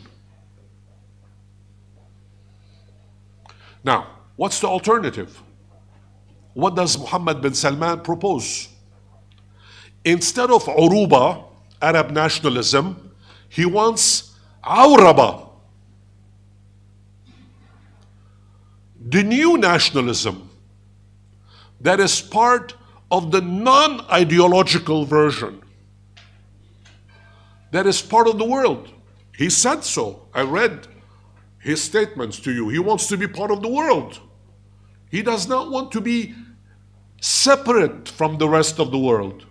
He does not want to be different from Europe, from America, from the West, from the East, from India, from Japan, from China. He wants to be part of the world. This is a man who says, we are part of the world. Like the old song used to have, in the old days, we are the world. Remember that? Before your time. I'm sorry, I'm too old for that. I remember songs in the 1960s. He wants to be part of the world. He does not want to be isolated. He does not want nationalism to define him. He does not want to be put in a box. Just one, you Arabs, you have Arab nationalism. Enough. That's all you want. That's all you deserve. Nothing more. And he is saying, no, I want more. He is saying, I want to be part of the world. I want the ideology of the entire world. What is the ideology of the entire world? I hinted at some of in my presentation. Creation of wealth. Never forget that. Creation of wealth, entrepreneurship, respect for ideas, respect for others, tolerance, all these things that are against ideologies. Ideologies say you have to be a conformist. You have to be part of the system. You cannot go outside of the system. You have in the Soviet Union in the old days, if you were not part of the system, you went to the Gulag. And those of you who don't know about the Gulag, you should look it up. 60 million people didn't come back from it. It doesn't mean that the atrocities did not exist in other ideologies. In the United States, American white supremacists butchered 25 million Indians, not yours Indians, American Indians. They butchered 25 million in the name of ideology and white supremacy. Man is still an experiment. We're still working on it. So atrocities exist in all ideologies. And it's important. Now, I don't know whether Mohammed bin Salman is going to succeed in his approach. One hopes that he succeeds. One is optimistic that he wants to join the world, he wants to be part of the world, he wants his society to flourish, he wants people to do well, to learn, to travel. In fact, most Saudis are already good travelers because they vacation quite a bit. So they know about the rest of the world, and he wants to be part of that system. Last point about Aramco and nationalization. Aramco was not nationalized, as I'm sure you know. Aramco was purchased outright. Over a period of time, nationalizations started in Iran under the Shah, the former Shah, Mohammad Reza Pahlavi, and several other countries in the Gulf region. In Algeria, there was nationalization, in North Africa as well. In Bahrain, there was nationalization. In Oman, there was nationalization, but not in Saudi Arabia. Aramco was fully purchased. And why was it purchased and not nationalized? If you look at the history of the former oil minister, Ahmad Zaki Yamani, Ahmad Zaki Yamani was an enlightened minister. He was a non-royal, and he convinced King Faisal that in fact it was not in the interests of Saudi Arabia to nationalize the oil company for defense purposes. King Faisal had a very famous statement. It said, we trust God first, the United States second. He was known for that. Because obviously if you nationalized Aramco, all the Western companies would lose out and they will not defend you. So he gave them the money, he purchased, and the commitment was there. It was sealed. There's a very interesting book on the subject, if you're interested in reading it, by former American ambassador by the name of Parker Hart, H-A-R-T, about the United States and Saudi Arabia, in which he has an entire chapter devoted to the nationalization process of Aramco. Very interesting book. And Parker Hart was there at the time. He was an eyewitness to all these developments. You might be interested in reading it. This is an academic activity, you know. All right. Thank you. Maybe we can pick up one or two more short questions before we break for tea. Yeah, somebody was raising their hand. Yes, please. Thank you.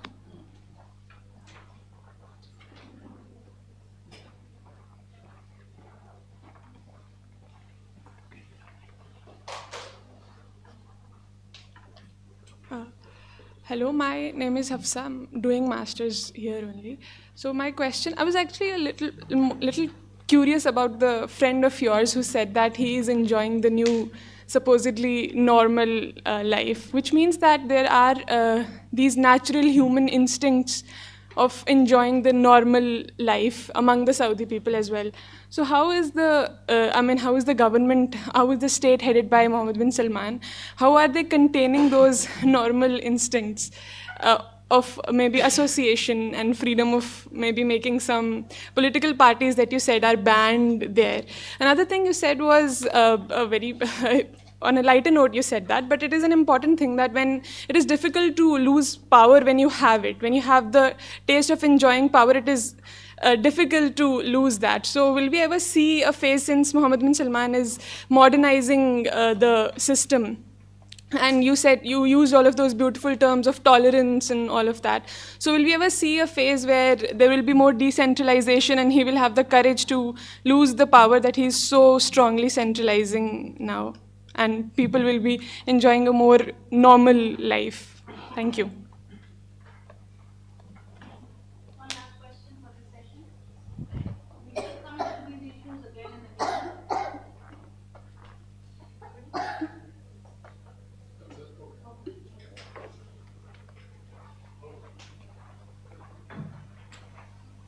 I want to share with you my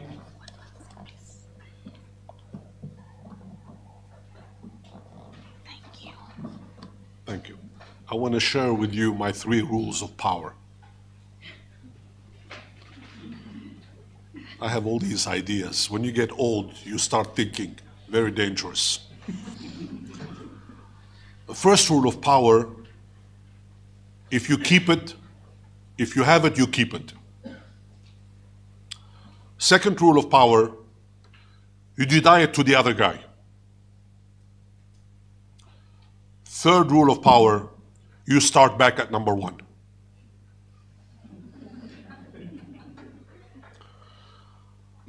Power is not the oldest business in mankind, but it's up there.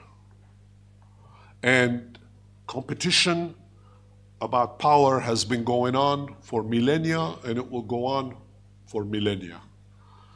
Now,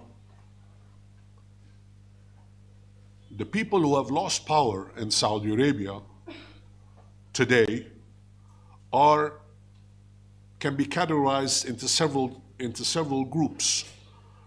The most important group are the mutawwa'in, religious establishment, that have lost a lot of their power. Does it mean they've disappeared? No, they have not disappeared. They're still there. But they are no longer as influential as they used to be. Are they dangerous in the future? I will be honest with you in saying yes. You never know what's going to happen. But the vast majority of Saudis today, especially the younger generation, will no longer tolerate the kind of abuse that their parents experienced in the past.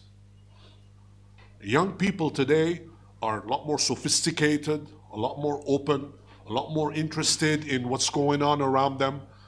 They are religious, they are devout believers. Don't misunderstand me. But they don't want the trappings that they see all around them. Conformity is no longer part of the game in Saudi Arabia. The conformity of the past is gone. And you cannot put the genie back in the bottle. You could try, but it's going to be a very, very messy bottle. It's going to be very difficult. When my friend, for example, tells me that we've become normal, what is he trying to say? He's trying to tell me that I am not different than you are, which is true. He's not different. I'm not different from him, and he's not different from me. When I go out, and there is a place called the Boulevard outside of Riyadh. It's an entertainment zone. There are all kinds of, it's like a mini Disneyland, essentially. You go around and walk and see all these people having a good time, eating in restaurants, playing on playgrounds, going on the Ferris wheel, Willis Fair, and so, all the entertainment that you can think of. We could not think about this 10 years ago. The building, we will talk about this when we talk about the economy in the next day or two. They are building huge facilities. There is one complex that is being built called Qiddiya. Qiddiya is essentially kids. It comes from the English word kid.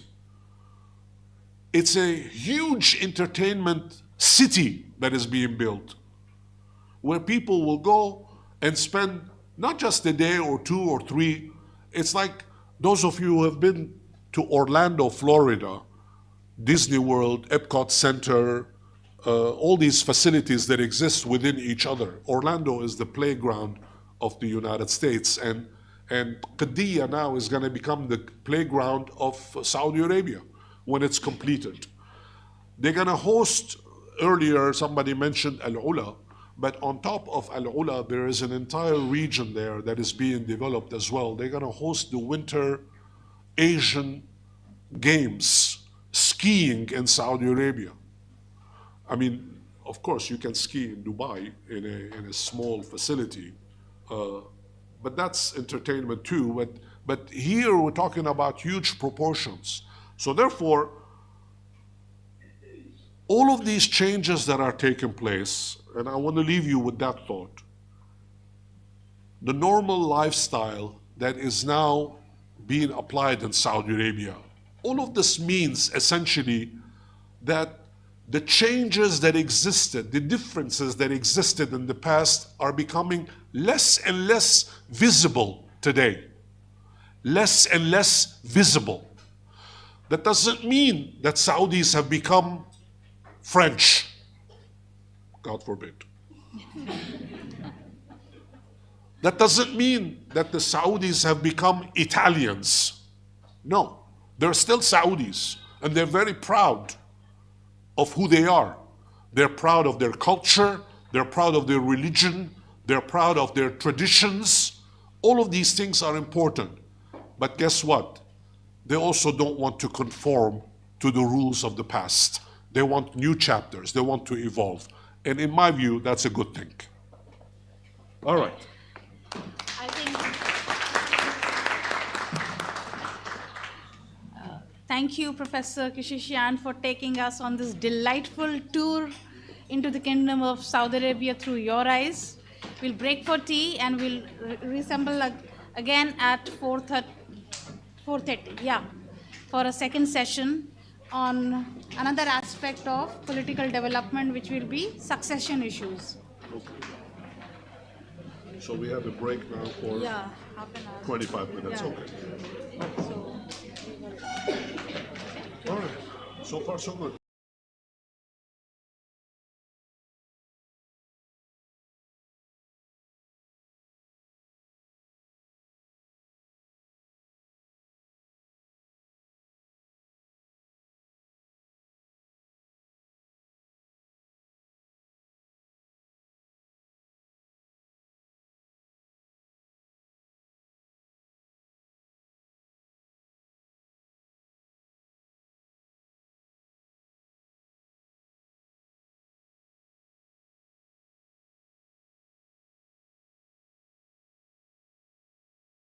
intriguingly exciting, and Professor Kechichian may let some cats out of the bag. usual house. With Mohammed bin Salman, and then some of the more recent changes that are occurring. As I have said in my previous talk, Mohammed bin Salman will become the successor to King Salman. There is no question about that. Of course, only God knows how long a person is going to live, but all things being equal, he will succeed his father. But before we get there, when serious business outlets extrapolate fantasy, as occurred after King Abdullah passed away on 23 January 2015, the time was right to take cover, if for no other reason than because of a genuine fear that some of the sublime and utterly muddled prose would hit one in the face. By early 2015, dozens of journalistic articles and semi-academic articles were published to decipher the succession mechanism in the Kingdom of Saudi Arabia, and at least in a few cases, to draw impossible parallels to what might occur next in the Sultanate of Oman. Justin Fox, for example, wrote on the widely read Bloomberg News electronic site that the Al Saud were comparable to a family business, a stale cliché with little resemblance to reality, arguing that for all such entities, durability did not prevent vulnerability, especially when power was transferred from one leader to another.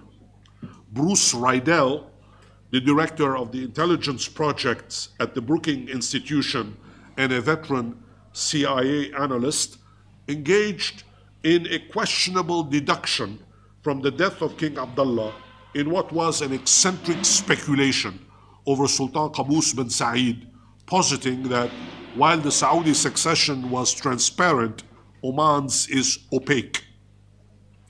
The sentence was more soundbite than careful analysis, as well as being something tangential. The entertaining Fox essay speculated in the true sense of the word, as the author wondered whether families like the Al Saud ought to go with the eldest son, who has been groomed since birth to take over, or the younger daughter, who is twice as smart. What if the kids don't get along? What if they're not interested in business? What if they can't control their anger around macadamia nuts? This is all from the article. All of which were preliminaries to assess the challenges of succession in Saudi Arabia. For the brazen journalist, the Al Saud was an enterprise that also happens to be a sovereign nation. And while Fox acknowledged that he relied on Simon Henderson and Wikipedia, the sources of pretty much all of his knowledge of Saudi succession, with the electronic encyclopedia standing, quote, as the best available source, he conceded that the matter was rather complex. He did not read my book on succession in Saudi Arabia, needless to say. Instead, he relied on Wikipedia, which is fine. I mean, Wikipedia can help you figure out dates, but figure out names, but that's about it. Nevertheless, the Bloomberg author concluded that the kingdom preferred seniority over competence. I repeat that, seniority over competence, even if the most recent designations of Mohammed bin Nayef and Mohammed bin Salman belied such facile analyses that regrettably received wide attention by experts and lay observers alike. Mercifully, Fox accepted the notion that the founder of the kingdom, Abdul Aziz, was ferociously competent, though the same apparently could not be said about his successors. King Saud was, according to Fox, again, a bit unreliable, whose rule was allegedly inept, whereas King Faisal was more competent, quote unquote. Relying on Simon Henderson, a former journalist for the Financial Times, Fox repeated the latter's gossipy reportage that Faisal skipped over the next oldest son of Abdul Aziz, his brother Muhammad, who was considered unsuitable due to his bad temper and frequent drunkenness, and appointed the one after, the even-tempered Khalid, who became king. In turn, Fox continued in his widely reproduced essay, King Khalid reportedly passed over a couple of unimpressive brothers to choose the experienced technocrat Fahd as crown prince. Again, he uses the word crown prince, although there is no such thing in Saudi Arabia. It's heir apparent, wali al-ahd, okay? If there is one thing that you will learn from my lectures, please abandon the crown prince epithet. What followed, according to this legend, was fraught family negotiations, which resulted in naming Prince Abdullah bin Abdul Aziz as heir to the heir apparent. For a while there was an heir to the heir apparent, Wali al-Ahd, although today there is no such thing. Of course, there is no heir apparent right now after Muhammad bin Salman.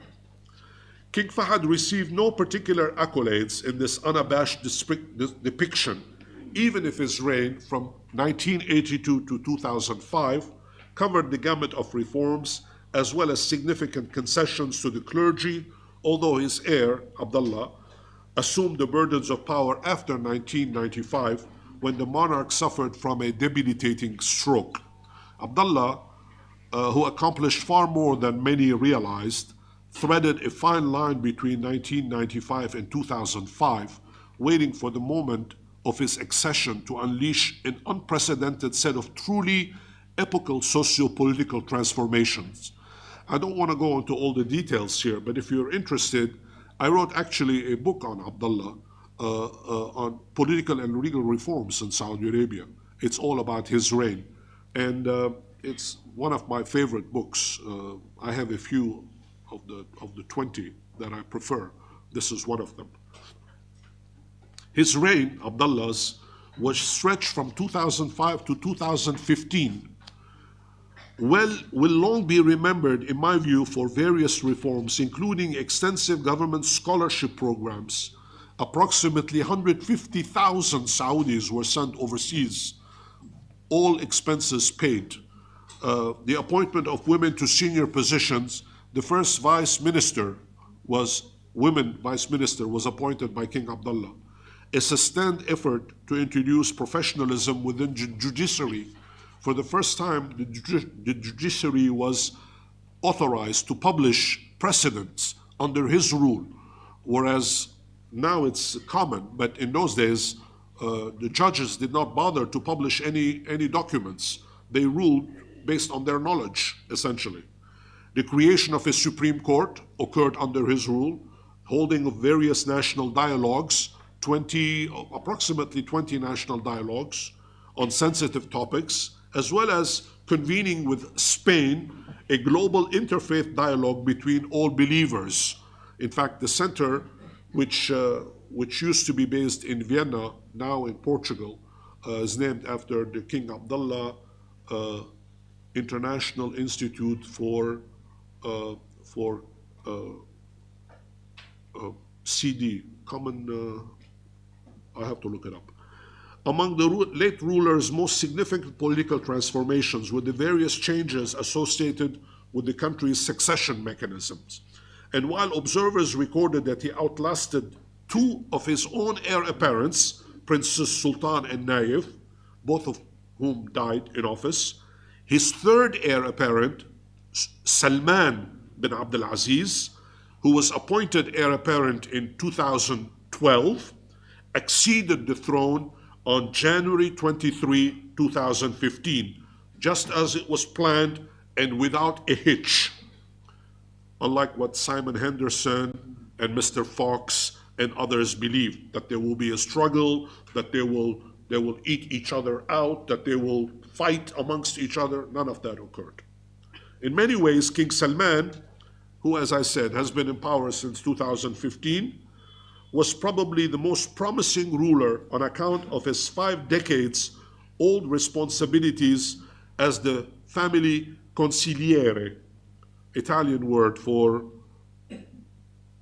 the man who kept the peace of the family. The consigliere is the person, the advisor, the lawyer, the person who is attuned to all the differences that exist within the family. When two members of the family, for example, had a dispute, they would go to Prince Salman, who used to be governor of Riyadh, to have a resolution of this situation, and it was taken care of. Hardly any item of any worth escaped his attention. And though he was 79 years old in 2015, he was not ill beyond the normal wear and tear that came with age and the heavy burdens, of course, of responsibility, and did not suffer from dementia, as Henderson proclaimed ad nauseum, without presenting a shred of evidence to back up his assertions. The guy was old. That's all. And we all get old. I got news for all the young people here.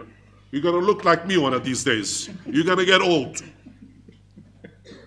On the contrary, King Salman may be advanced in age, but he has no mental impairments, though those who spread such images may believe otherwise. In the event, and miraculously, no one made any references of King Salman's alleged health impairment after early February 2015, especially after the Saudi monarch displayed the kind of stamina that individuals half his age mustered at any given time.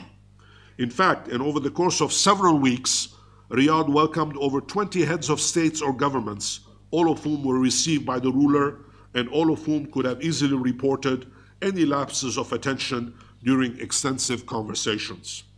Notwithstanding these superficial analyses, succession concerns lingered in Saudi Arabia along with several conservative Arab Gulf monarchies, which these deserve careful examination away from pedantic similes and irrelevant metaphors that regrettably filled newspapers and blanketed television programs ad nauseum. Now, the most important change that occurred, I'm going to skip on a lot of different things here, but when King Salman acceded the throne, most scholars of the kingdom concluded that he would not change the country and undo his brother's deeds. And though he moved with uncharacteristic swiftness to demonstrate his will to power, his accession was carefully orchestrated and long planned. Still, many speculated that his rule would be different from that of his predecessor. And while it was only natural that a distinct personality would want to introduce his own ideas, the monarch was not about to abolish the Allegiance Commission. Remember earlier, I told you that King Abdullah had created the Allegiance Commission, whereby every male member of the Al Saud offspring, the children of Abdul Aziz, the founder, every male member of that is a member of the Allegiance Commission. If that person has passed away, their eldest son takes his place. So therefore, there are about 35 members of the Allegiance Commission representing the 35 surviving sons of Abdul Aziz, or if they've passed away, their children. Now, because of his consolidation of dozens, and I forgot to mention this morning, earlier this afternoon, that King Abdullah was very big on creating commissions. So he had a whole bunch of commissions created. In fact, people criticized him for creating all these commissions. Commission for this, commission for that, commission for up, commission for down, commission for left, commission for right. He had lots of commissions. Well, everybody thought that this consolidation process will go on and dozens of committees would be grouped. And in fact, they were grouped into two very large groups. All of these commissions were amalgamated. Some ventures to raise concern that somehow this reflected the direction towards the new ruler intended to take the country. A few even jumped the gun, concluding that his alleged overtures to the Wahhabi religious establishment and the extensive powers invested in his young son were all hazardous affairs. Maybe. King Fahd, who was allegedly known for his autocratic style and who exerted persuasive social control of the population through religion or religious police, displayed a very different personality. Fahad and Salman were, of course, full brothers. They are part what they call the Sudairi Seven. Okay, they're all the children, the sons of Hassa bint Ahmad al-Sudairi, the woman that Abdul Aziz married twice, divorced her and married her again because he thought so highly of her. Although it was facile to conclude that political trajectories in Saudi Arabia could be traced so clearly. Moreover, while some family affinities did exist between Fahad and Salman, policy shifts only emerged over time as individuals asserted themselves within the dynastic arrangement that existed. Consequently, the emergence of this powerful Sudairi bloc of the family appeared to some to be the new nexus of power on account of King Salman's immediate appointments.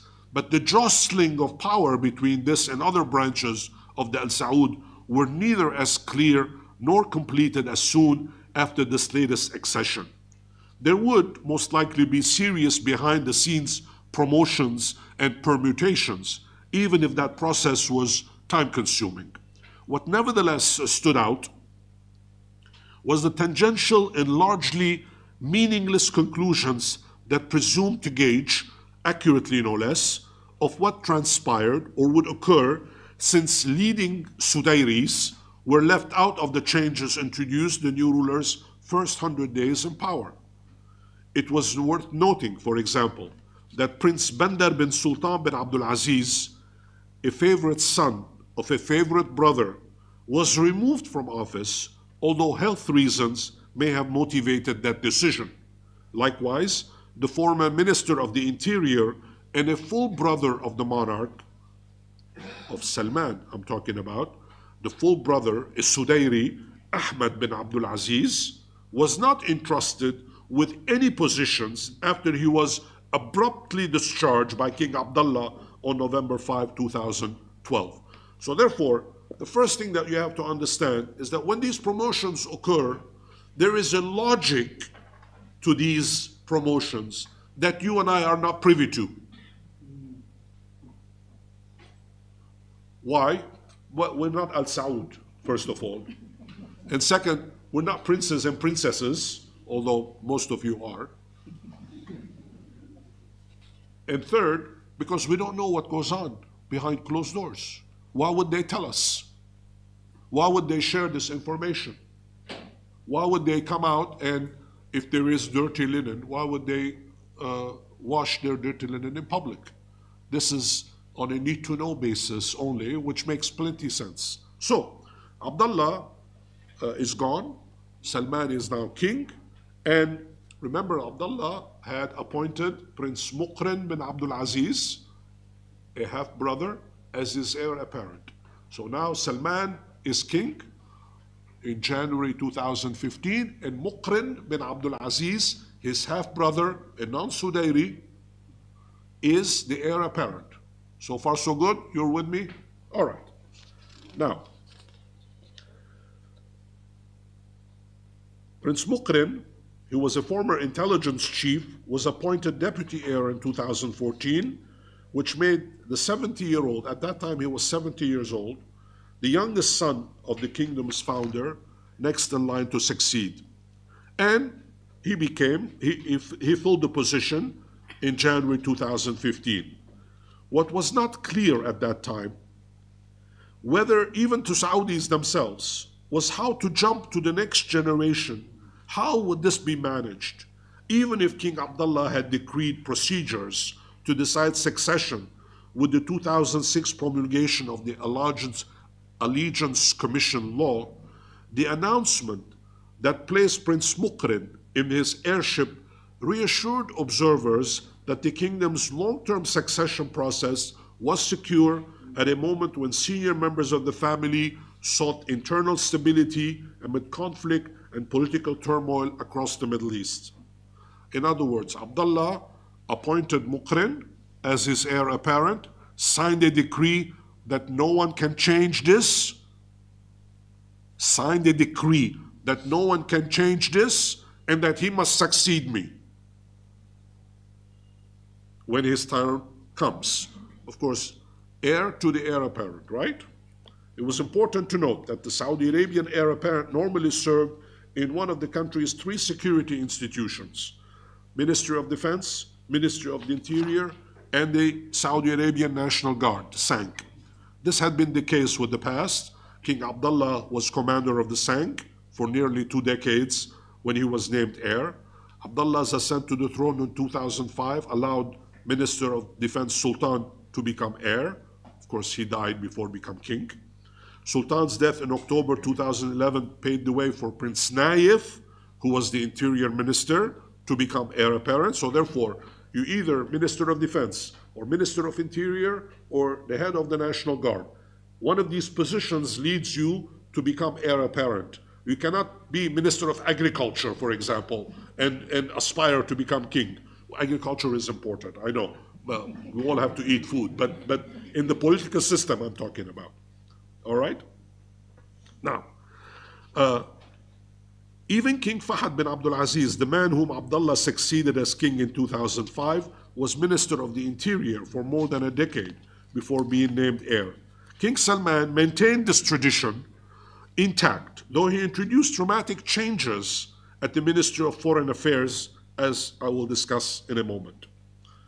Less than 100 days after his designation as heir to the heir apparent, the Minister of the Interior, Muhammad bin Naif, saw his fortunes change once again when King Salman replaced the heir to the Saudi throne. He removed Muqrin. There was a decree that nobody could remove him. Abdullah's decree that you cannot remove Muqrin. King Salman issued his own decree. Those of you who know French history and have heard of the Sun King, Louis XIV. Louis XIV has a famous statement. In French, he said, "L'État, c'est moi." The state is me, or I am the state. You can have any decree that you want. But when you're king, you make your own decrees. You can easily ignore your predecessor's decrees. This is exactly what Salman did. He removed Muqrin. Now, if you're interested during the question and answer period, I'll explain to you what happened to the mechanism. It wasn't as clear as people assume. There was a lot of money exchange hands and so on and so forth, persuasion for Muqrin to leave. Health reasons could have been involved as well. But Muhammad bin Salman, who was at that time only Minister of Defense, could have played a role. But obviously, Muqrin was removed, and Muhammad bin Naif, who was Minister of the Interior, was appointed heir apparent. Okay? Muhammad was born in 1959, and he was a contender for the throne for quite some time. He became heir apparent on April 2015, and the linchpin of dramatic deviations in contemporary Saudi history, because he was the first grandson of the founder to receive the responsibility to lead the country. In other words, a new generation person. For the first time, we're no longer going from brother to brother to brother to brother to brother. We're going to a next generation member of the family. Although he was expected to eventually rise to the top post, the transformation shocked many Saudis, taken aback by the speed with which the ruler moved. Unlike Prince Muqrin, the new heir to the Saudi throne was a strong bloodline, as both of his parents, the late Prince Naif bin Abdul Aziz and Jawhara bint Abdul Aziz, are from the ruling family's Juluwi branch with full membership in the Al Saud. The Al Saud has several branches in it. The Al Thunayyan, Al Juluwi, they're different families. And the Juluwis are very powerful because they were entrusted the governorship of the eastern province where the oil resources are. And the Juluwi governments were with the founder, Abdul Aziz, when he was, remember what I spoke about the conquests of the different tribes? And the Juluwi leadership was with Abdul Aziz at that time, helping bring all these conquests together. So therefore, they're held in very high esteem, and members of that branch of the family are usually deferred to in certain cases. So therefore, Prince Mukrim had credentials. Prince Muhammad was initially bin Naif. Prince Muhammad bin Naif was initially known for his business dealings, first appearing in Western media in 1981 when it was reported that he had been awarded a huge contract to import gas masks into Saudi Arabia. Anyway, he worked in the private sector, and he rose in security affairs in the 1990s. It was in 2003 that he came to prominence when radical extremist planner by the name of Al-Ghamdi handed himself to him. In June 2004, the rapidly rising star was given the rank of minister. I'm talking about Muhammad bin Naif now, okay? Sometimes these names can be confusing. That's why I am repeating them. Not because I like to repeat things, but I want to make sure that you know about whom I'm speaking. The names tend to overlap and be similar so that you follow me as we go along. Forgive me if I overdo it. So in that capacity, he oversaw Saudi Arabia's terrorist rehabilitation program. Ever since its inception, he was very successful. He was very close to Western intelligence sources. He was respected, and he narrowly escaped death in 2009 when a suicide bomber blew himself up on the pretense that he is surrendering himself to the prince. He blew himself up. Muhammad bin Naif became, quickly afterwards, he survived. He became Minister of Interior in 2012, which is, I repeat, the most senior position to be taken by a member of a new generation before King Salman appointed him heir to the apparent in January 23, 2015. The prince, who was married to Rima bint Sultan, the daughter of another former heir to the throne, Sultan bin Abdul Aziz, expected to eventually accede the Saudi throne, although he was not sure when that would occur. Now, so far, I did not mention the word primogenitor, right? Primogenitor, where you go from one generation to the other, father to son, or daughter, as the case may be. Primogenitor is coming in the story, but we are in 2015. There is no primogenitor as of now. And Prince Naif, Muhammad bin Naif, who is married, has 2 daughters, no sons.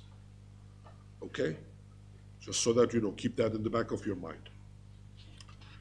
As I said, King Salman is going to practice shock and awe in Riyadh in January 2015 when he first confirms Mukrin as his heir apparent, and he appoints at the same time his son as Minister of Defense. But he brings in Muhammad bin Naif as the eventual successor. Doing so means a new generation coming in to power. What is shocking, however, to all concerned is that the monarch relieved Prince Mukrin of his responsibilities, allegedly because Mukrin requested to be relieved from his duties, and ushered in a reshuffle that raised many, many questions that added substantial fuel to the speculation that Saudi Arabia was bound to confront serious challenges in the years ahead. There were lots of rumors going around, and the result of all of these rumors was that for a while at least, there was a clash emerging on the one hand between the king and his heir, Muhammad bin Naif, King Salman and his heir apparent, Muhammad bin Naif, on the one hand, and on the other hand, Minister of Defense, Muhammad bin Salman. So far, so good. Now, besides his monarchical prerogatives to determine the fate of the kingdom, it's possible to speculate that King Salman probably decided to accelerate the pace of change of what he determined was an inevitable change to a new generation rose up to the challenge. Now here, I do a little bit of speculation. Those of you who have read my stuff on succession matters will realize that I don't have all the details at hand. Nobody does. Nobody knows what goes on in the palace, even though I've been to the palace, but not when they were having these conversations. They wouldn't have these conversations in front of scholars. We're dangerous people. We can spread rumors, you know. You don't want to talk in front of a scholar. One of the most troubling aspects of the king's move concentrated on the state of his health, as I said, which divided observers. There were no guarantees that the king was going to survive his poor health, so on and so forth, even though, as I said, he had no dementia, none of that thing existed. But how the monarch himself perceived ties between Mohammed bin Nayef and Mohammed bin Salman, what kind of guidance to provide to both of them, was really anyone's guess, mine included. I would just say that King Salman was confident that his directive would be followed through, whatever he decided. In April 2015, several royal decrees were issued. Prince Saud al-Faisal was replaced from the post of Minister of Foreign Affairs and substituted with the kingdom's ambassador to Washington, Adel al-Jubair. As someone who has spent the past 3 years of my life writing a book on Saud al-Faisal, I treated this change in some detail in the manuscript that I just completed. And even though technically Saud al-Faisal requested to be replaced for health reasons, but he had been foreign minister for 4 decades. And usually, when you are that long in a position, you don't leave, usually. The details are still murky in terms of what actually happened. But technically, he was requested to be relieved from his duties, and he was removed. According to the statement, Prince Saud asked to be relieved, as I said, for health conditions, although he was sworn in by none other than the monarch on March 9, 2015. In other words, just a month before he was replaced. If you are sick and you are not able, within 1 month, this change is a bit fishy, if you ask me. At any rate, the official Saudi press agency clarified that the veteran minister who held the position since 1975 was appointed an advisor and a special envoy of King Salman, as well as a supervisor of foreign affairs. Saud al-Faisal was to use a Catholic Church term, a potential pope, papabile, as they say in Italian. He was king material. He could have become king, but circumstances are what they are. He did not. Given the myriad responsibilities that a Saudi foreign minister assumed, and because of the enviable skills of Adel al-Jubair as an American specialist, what the monarch probably wished to simply do was to entrust the post to someone who knew how to communicate with the Obama administration at the time for the balance of the latter's term in office. Saud al-Faisal was a tough guy, very tough guy. He did not stand up for BS. He spoke his mind. He spoke his mind wherever he was. It didn't matter. One time, former Secretary General of the United Nations, Ban Ki-moon, the Korean, he called him by the collar and come over here. I need to talk to you about this. What are you doing? You don't touch, diplomats don't like to touch each other. You have to always maintain protocol. But Saud was the kind of guy who was really into it. And he was a passionate believer in what they were talking about. And Ban Ki-moon, he was being the diplomat that he is, that is, not to answer the question. And Saud would not stand for that. Naturally, the new minister was expected to benefit from a new slew of experts, and the Minister of Foreign Affairs was changing, etc. I don't want to bore you with all the details here, but to bring back the story to the change that occurred with the appointment of Mohammed bin Nayef, behind these permutations, King Salman regarded his presumed affinity to ultra-conservative religious authorities was also quite speculation because of the alliance that we talked about earlier and how he managed the family affairs in a way that allowed him to make sure that there were no disputes emerging between the different branches of the family. Now, okay, I'm going to skip over some of this because obviously it's too much detail. And as I said, he amalgamated all of these commissions into two powerful committees, and the committees were named. The first committee was the Council for Political and Security Affairs, CPSA, headed by the heir apparent and Minister of Interior, Mohammed bin Nayef, and the Council for Economic and Development Affairs, CEDA, headed by the Minister of Defense, Mohammed bin Salman, that replaced the 11 bodies. And here is the problem. Salman comes in, he does two things. He removes Mukran, he puts in Mohammed bin Nayef. He tells Mohammed bin Nayef, you're going to be in charge of the Security Committee, CPSA, and he tells Mohammed bin Salman, the defense minister, you're going to be in charge of the second committee that looks at economic development plans.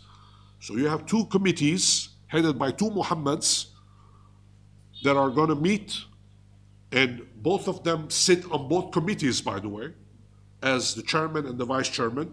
So you can see the complications that arise at the top level when you have two very capable and ambitious individuals entrusted with responsibilities to please the king and the country in a way that will not balance, that will not create problems for the balance of the country. Again, if you are interested, I will talk to you about the different committees, which I will skip over. I've written about this. You can read about them if you want in some of the articles that I have written. Now, I'm skipping a lot of things. Now,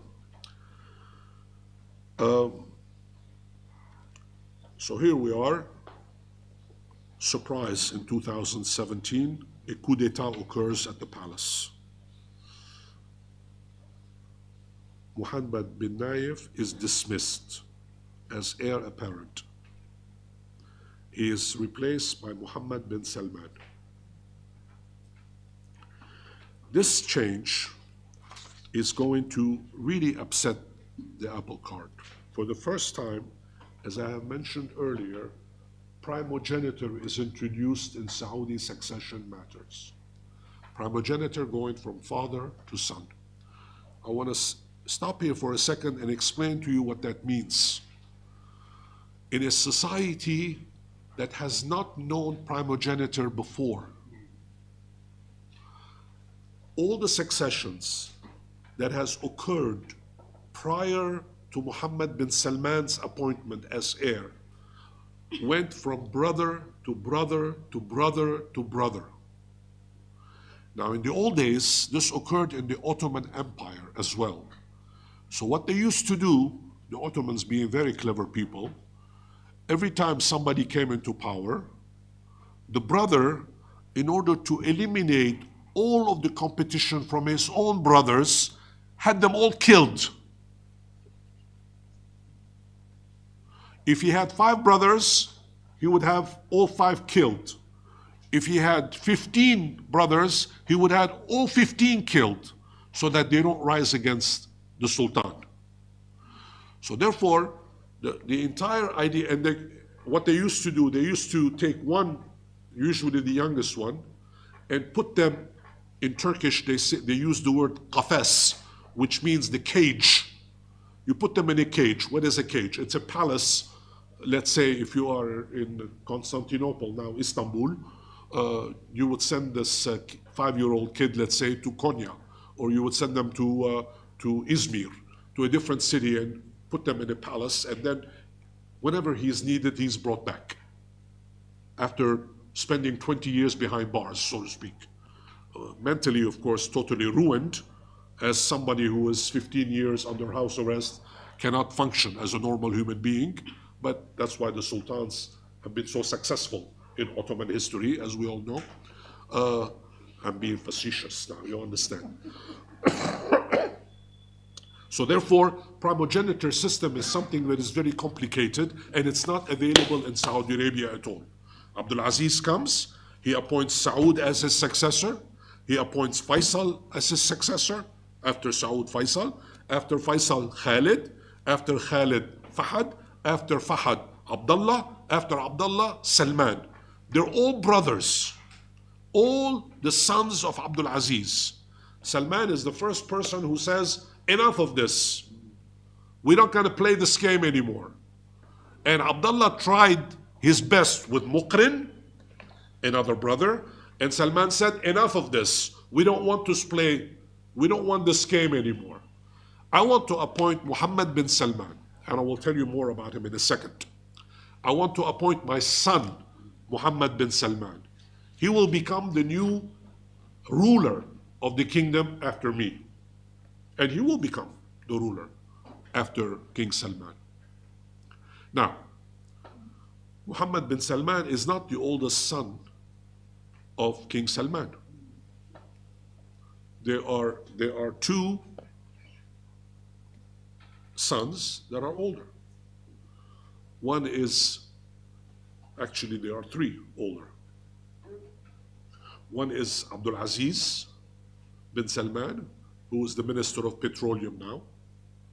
The other one is Sultan bin Salman, the astronaut that went with the Discovery space shuttle. And the third one is Faisal bin Salman, who used to be governor of Medina. Now he has been taken from that position and entrusted an institution called Al-Dara, D-A-R-A, which is the kind of think tank of the family. Al-Dara is a historical institution. They publish all the books on the history of the kingdom. They do a lot of, and King Salman is very much interested in history. He was a buff of history. He loved, King Salman is, his favorite subject is history. And he always listens to stories, have books read to him. And when he was, obviously he's an old man, he doesn't have time to read anymore with all his responsibilities, but people read to him. He's very much interested in history. And he's entrusted this position now, the head of Al-Dara, to Faisal, who has a PhD from Oxford University, an educated man, who has written a very interesting dissertation on Saudi-Iranian relations. You can check it out. It's actually quite a good piece of scholarship. So therefore, he is now in charge. All right. Now, why did he pick Muhammad bin Salman and not Abdul Aziz or Faisal or Sultan? Why pick Muhammad bin Salman? Now, that's a very, very interesting question. People usually don't spend time to think about these issues. Because he probably saw in this young man something he did not see in the others. Maybe he decided that this young man had the kind of capabilities that reminded him, Salman, the king, reminded him of his father, reminded him of Abdul Aziz. If you look at the pictures, you will see that Muhammad bin Salman is a big guy. The others are not small either, but he has an impressive physical presence. In fact, he likes to compare himself to his grandfather. He's one of the, he went to King Saud University, law degree from there. He has not traveled much. He speaks English, not as fluently as Faisal or Abdul Aziz or Sultan, They don't share the same mother, by the way, different mothers. But nevertheless, he's a quite capable individual. And more important than any other consideration, Muhammad bin Salman is close to the tribes of the kingdom. He can be a Badu with the Badu. And he can be a Westerner in Silicon Valley. He can be a charming guest in India, as he has been, and he can engage in his favorite activity, which is anime cartoons, like some of you. He can be a lot of things. He's a smart guy. He knows what he wants to do. I will talk more about that tomorrow and the days ahead. I speculate, it's speculation on my part. I don't have any proof because they didn't tell me these things. I speculate that King Salman saw in Muhammad bin Salman the kind of person that could introduce new reforms to build on the reforms that his predecessor, King Abdullah, and he, King Salman, wanted to introduce. Let me give you 2 or 3 examples so that you know what direction that we are looking at. The most important change that has taken place is the whole focus on corruption. Now, corruption exists in every society on the planet. There isn't a single place on earth when there is no corruption. Answer, tell them we're here. Invite them to come over.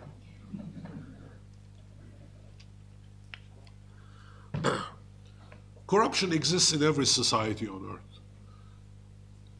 Some societies are better at managing it. They call it legal corruption. Legal corruption. I can steal in the name of the law. That's legal corruption. Corruption exists everywhere. It exists in the United States as much as it exists in Lebanon, as much as it exists in every society on the planet. But he wants to do something about it. King Salman, I'm talking about the king now. Because obviously things are getting out of hand. There are lots of people who are making the kind of income that is unconscionable, dipping into several hands to acquire the kind of wealth that is disproportionate. So therefore, in 2017, one of the first things that they do is create this ministry of this committee, this commission of corruption, anti-corruption. It's a law, and they arrest a whole bunch of people, including ministers, princes, etc., and they put them all at the 6-star Ritz-Carlton Hotel, which has become a prison, including Walid bin Talal, probably the richest Saudi, who spends as a guest of the government there several months until he makes a deal with the government and returns some of the money. The other princes do the same thing as well. Obviously, there is a process involved. So this is one example of the kind of reforms that he introduced. Now, before anybody in the audience asks me, I'm going to volunteer the information about some of the negative things that Mohammed bin Salman did with Jamal Khashoggi, who was murdered in Istanbul. Jamal Khashoggi was a friend of mine, just so that you know. Allah yarham. And he made mistakes. And he was a member of the Muslim Brotherhood. And not that that is a sin, but obviously he made mistakes and he rubbed people the wrong way. And Mohammed bin Salman recognized that Jamal Khashoggi was assassinated on his turf, and he took responsibility for it. He said it should not have happened. It's my responsibility, but I didn't order it. Of course, the CIA does not believe this, but then, of course, we all know that the CIA makes no mistakes. Right? They have never made a mistake in their entire lives. But they put a report, a 3-page report with 6 lines on it, without any evidence saying that, in fact, this is what happened. Only God knows what happened.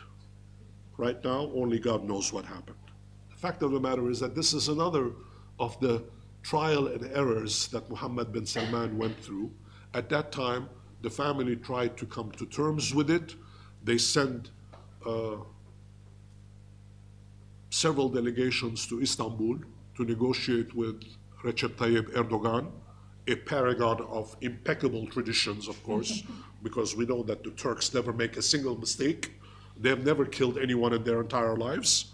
So you make the list. That's another example. A third and final example of the changes that Mohammed bin Salman is introducing, about which we'll say a lot more as we go along, which is Vision 2030. Vision 2030 is still work in progress. Everything that is in it will probably not occur by 2030. Maybe it will be 2040 or 2050, but nevertheless, the process has started. And as I say, I will say a lot more about this, but it occurred. The changes that were introduced by Mohammed bin Salman with Vision 2030 are remaking the kingdom into something entirely different. Now, final points about succession, and I will stop so that people can ask questions. I was reading this very interesting article recently. It says 2022, where the king, you know, who is now 88 years old, in the decree that was changed, there was one clause in the new law that is very important. And then I will say what the decree says, and then I will stop. The new decree in 2022 essentially says that whoever becomes king can appoint an heir apparent, but the heir apparent cannot be of his own family.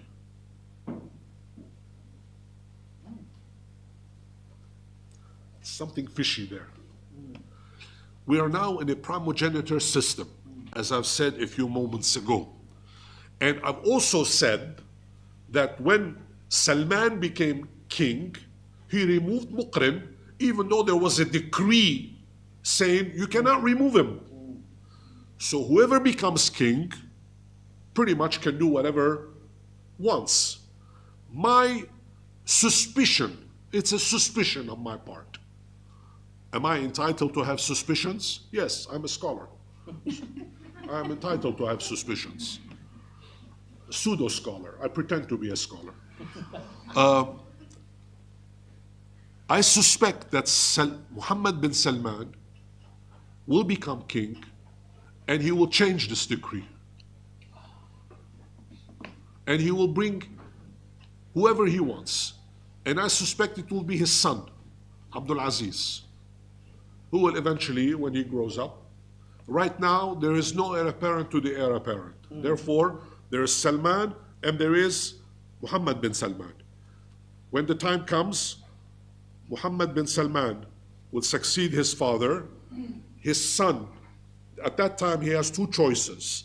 He either appoints his underage son as heir apparent with the proviso that we have to wait until such time when the young man gets to be 18 years old, or he can do what King Hussein of Jordan has done some years ago, putting his brother in until such time when the young son grew up in age and replaced him. Of course, this was not very elegant, because in Hussein's case, King Hussein's of Jordan case, Prince Hassan was heir apparent for 30 years.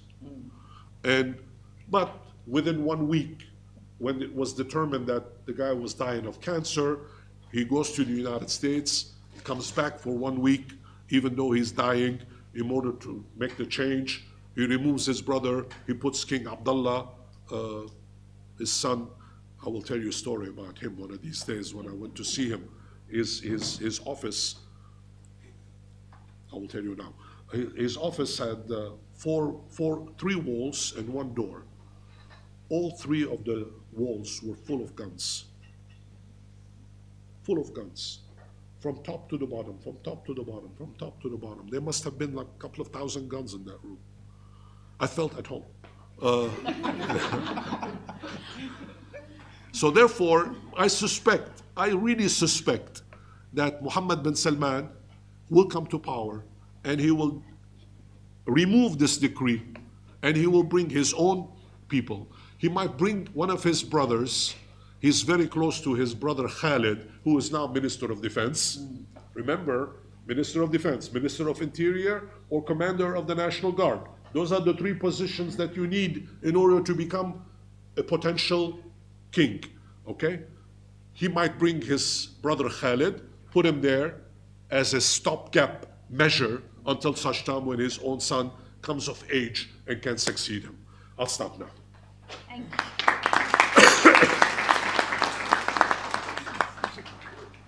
I'm sure it has whetted up your appetite for more invasive questions.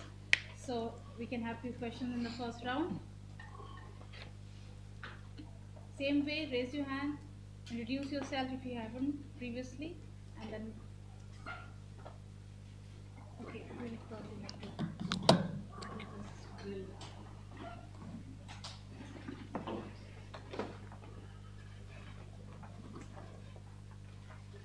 Welcome here. Thank you, sir, for the amazing lecture. Sir, I have two doubts. First of all, compared to other Saudi kings, MBS is reaching the position of power in a young age, between 30 to 40, while others were in 50 to 60. So one advantage, he is younger, but as a disadvantage, he is less experienced. So personally, I felt that many of his actions were impulsive. Why I am saying so? Example, he started a war in Yemen. It is a practically quagmire now. Houthis have emerged in strength. He announced the Lion City. Now it has reduced in ambition. He did the Jamal Khashoggi thing and it have a huge blowback. So I felt that his impulsive nature is actually bringing some negative for Saudi's national interest. So do you feel so? Second question, you said a keyword, that creation of wealth. So when we go into the economics, the last year Nobel Prize was won by a book called Why Nations Fail, written by Darren Acemoglu. So when I read that book, it was written that the extractive economies have only short-term benefits. For long-term economic growth, for long-term creation of wealth, there must be institutions, there must be civil society. So you said that MBS top-down reforms are planning to create wealth. But when I look the book of that, because it have won economics Nobel, it asks for two conditions. One is a vibrant civil society and another is the existence of autonomous institutions. Do Saudi lack both of these for long-term economic growth? So what's your comment?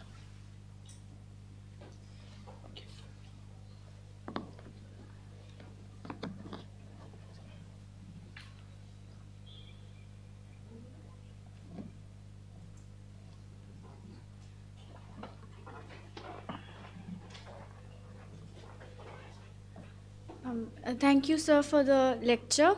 So I had one doubt that when you said that Mukrid was a non-Suderi and he was removed by King Salman, so was it also because he wanted to retain the center of power within the Suderi clan and not let it out?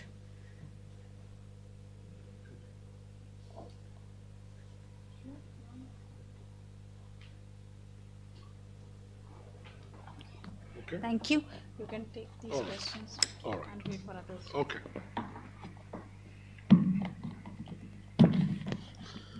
Well, first let me answer the question of young age. Mohammed bin Salman became heir apparent when he was 34 years old. But if you look at history, King Abdul Aziz became king when he was 33. So therefore, there is a precedent, either 33 or 34, around that age. In fact, when Abdul Aziz came back from Kuwait to reconquer Riyadh and Diriyah which was at that time under the control of a rival clan, his father was still alive. And when he conquered Dir'iyah in Riyadh, initially he wanted his father to come and take over. And the father was wise enough to say to his son, look, you're in charge now. You came with a band of people and you liberated the city, and you restored the Al Saud ruling family. So therefore you're entitled to rule. Now, is there a parallel between that and Salman and Mohammed bin Salman? Now, technically, after what happened in the past few years, whether it was the political inexperience of Mohammed bin Salman with the Khashoggi case, for example, or whether it was his political inexperience with the corruption issue where he had arrested a whole bunch of princes and wealthy people, whether a number of these, I don't want to use the word, well, I will use it. Political mistakes. These were political mistakes. The king at that time could have easily said to his son, look, what are you doing? This is not the behavior of a future king. So I remove you and bring one of your brothers in. I don't need you. But he didn't say that. So there is a parallel between what happened 100 years ago and what's happening today. Of course, it's easy for us academics to analyze or overanalyze these things. Remember that decision makers are also human beings. They are like you and me. They are made of flesh and bone, and they make mistakes and they learn from each other, but they have to go beyond the immediate consequences of the mistakes that they make. There is a long-term issue. Now, about the economy, which I will talk a great deal tomorrow about. I want to devote an entire session on this.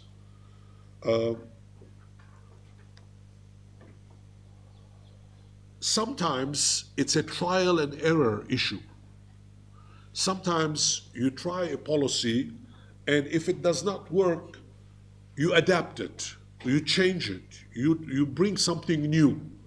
You cannot do this with succession. It's not a policy.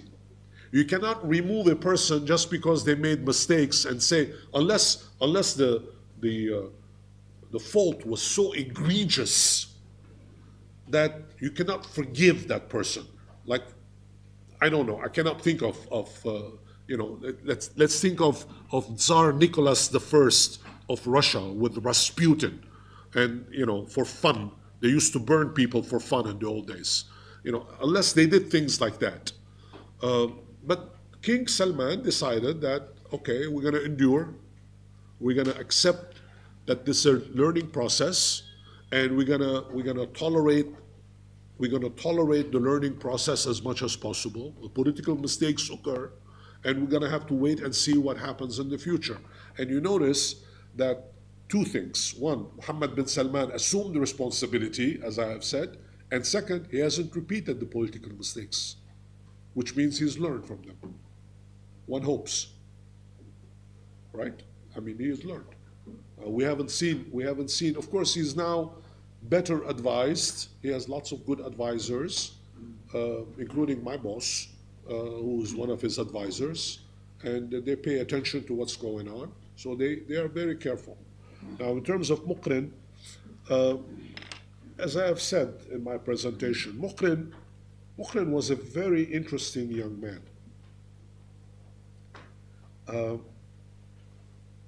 He was involved in intelligence work. And intelligence work is a shadowy world. What does that mean? That means that when you're involved in intelligence work, even you don't know what you're doing. You're not supposed to know what you're doing. Intelligence work is the kind of world where you're supposed to only know part of what you are assigned to know. It's on a need to know basis. If you're intelligence, think of a suit. The tie has nothing to do with the jacket. They are next to each other, but they don't talk to each other. And of course, they stay away from the shirt. This is intelligence work. Nobody knows what goes on in intelligence work. Presumably, there are people at the very top, the president, the king, or the prime minister, that can put all of this together and make sense of them. Don't bet on it, but presumably that's how it works. Muqrin was a product of the intelligence world. And he did his best. And he was a good soldier. When Abdullah appointed him as heir apparent, he accepted the position. Being an heir apparent is not an easy job. Don't assume that it's an easy job. You have to meet all these people. You have to go from left to right. You have to satisfy all these constituencies. You have to meet with the tribal leaders. You have to welcome people in your majlis. You have to open ceremonies. You have to go this. You have to do that. It's thankless. Trust me. It's like being a vice president. You get tired of going to funerals after a while. It's a thankless job. It's a thankless job. But he did a good job. And when he was told that the time has come to change the system, as King Salman has decided that he wants, determined to change the system, he was going to bring primogeniture mechanism into the country. Muqrin said, yes, sir. Now, there's speculation. I don't know whether the speculation is accurate, whether he was persuaded to do this. He was giving financial reward. It's possible. Who knows? We all speculate in terms of what happens in these family gatherings. Nobody knows the truth because these are all private conversations that take place between senior members of the family. They're not going to tell us. And why should they tell us? Thank you for your replies. We can have 2 more questions.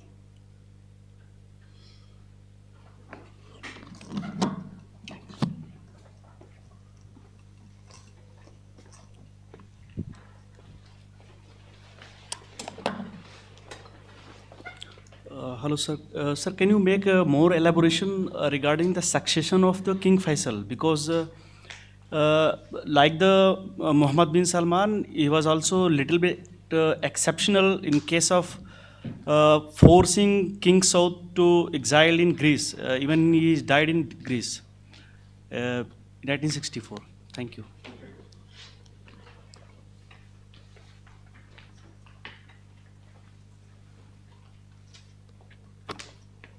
Anyone?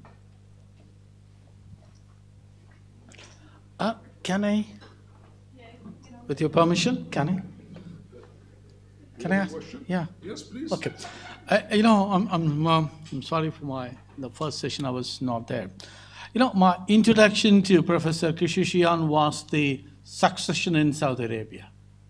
That's the first time I came to know about him, and then gradually, subsequently I met him. So probably that's why our association is probably 30 years, roughly.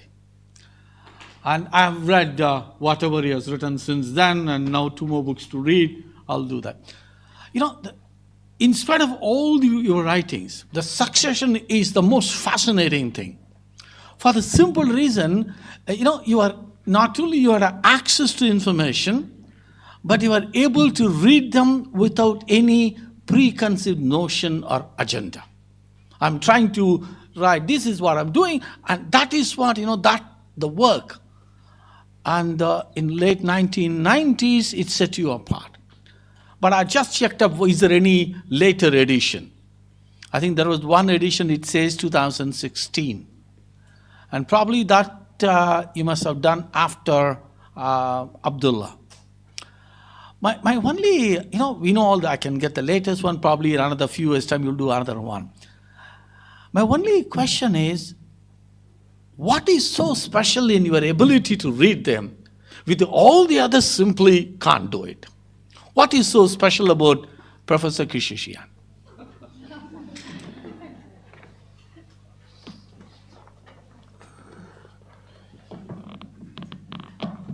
I don't think I can answer that question.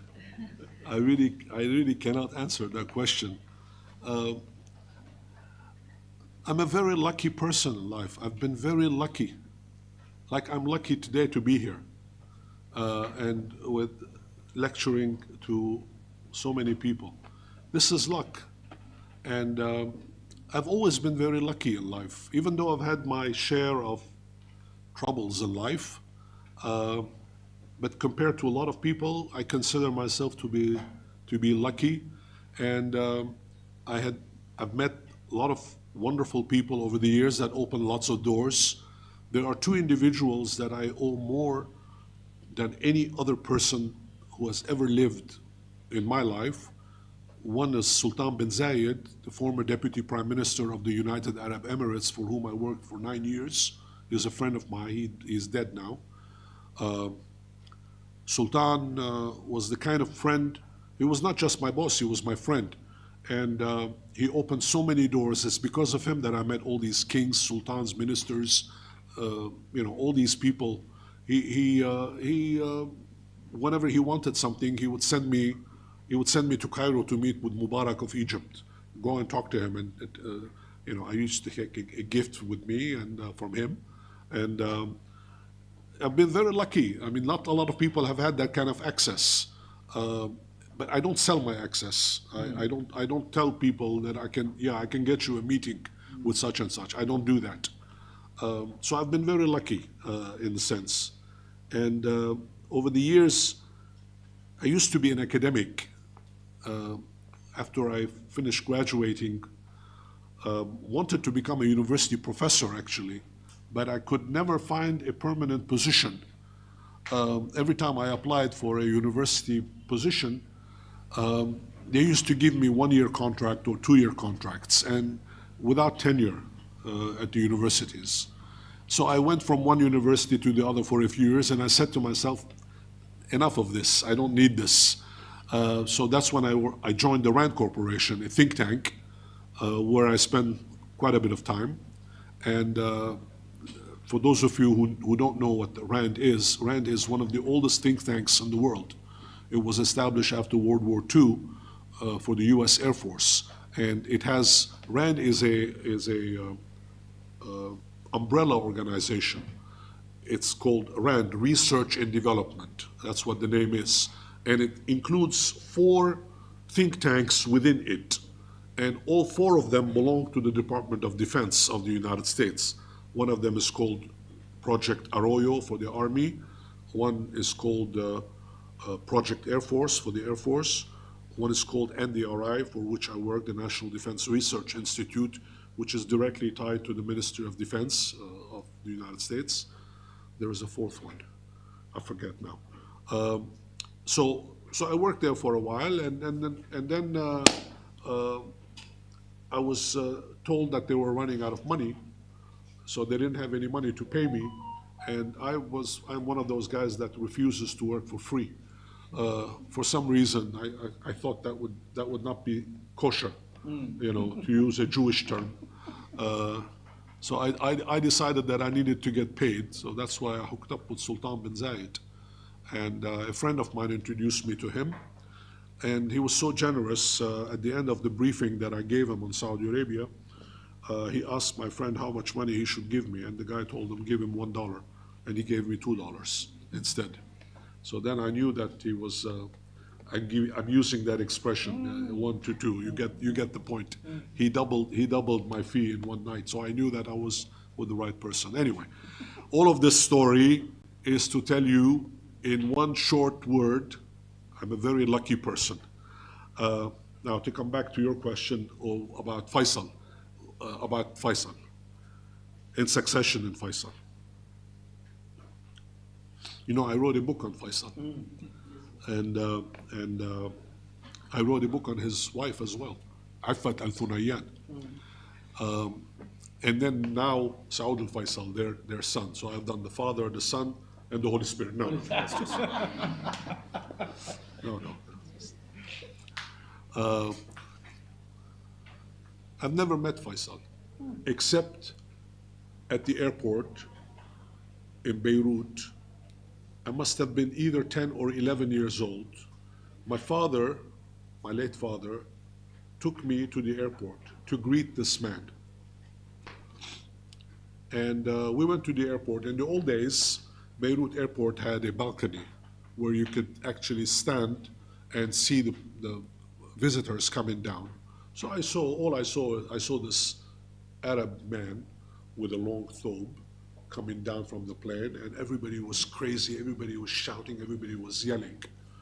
And I had no idea who this guy was. And my father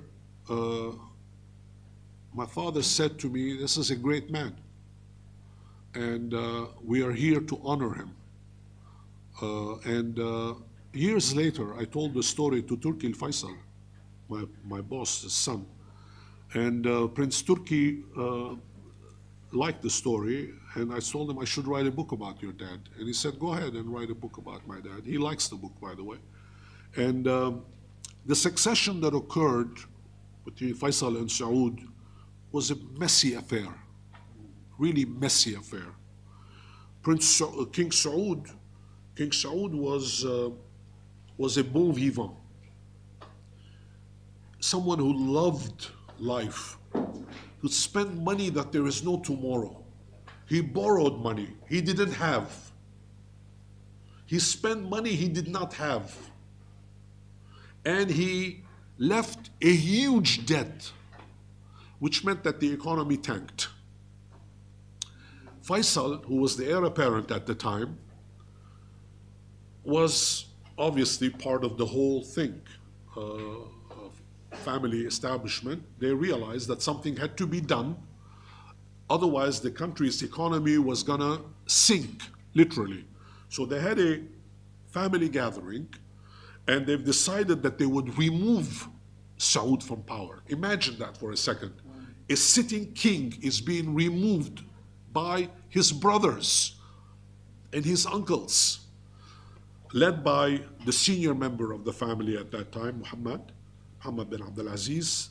They essentially told Saud, "You are no longer going to be king as a ruler. You will keep your title because your brother Faisal does not want you to be removed as monarch, but you will not rule.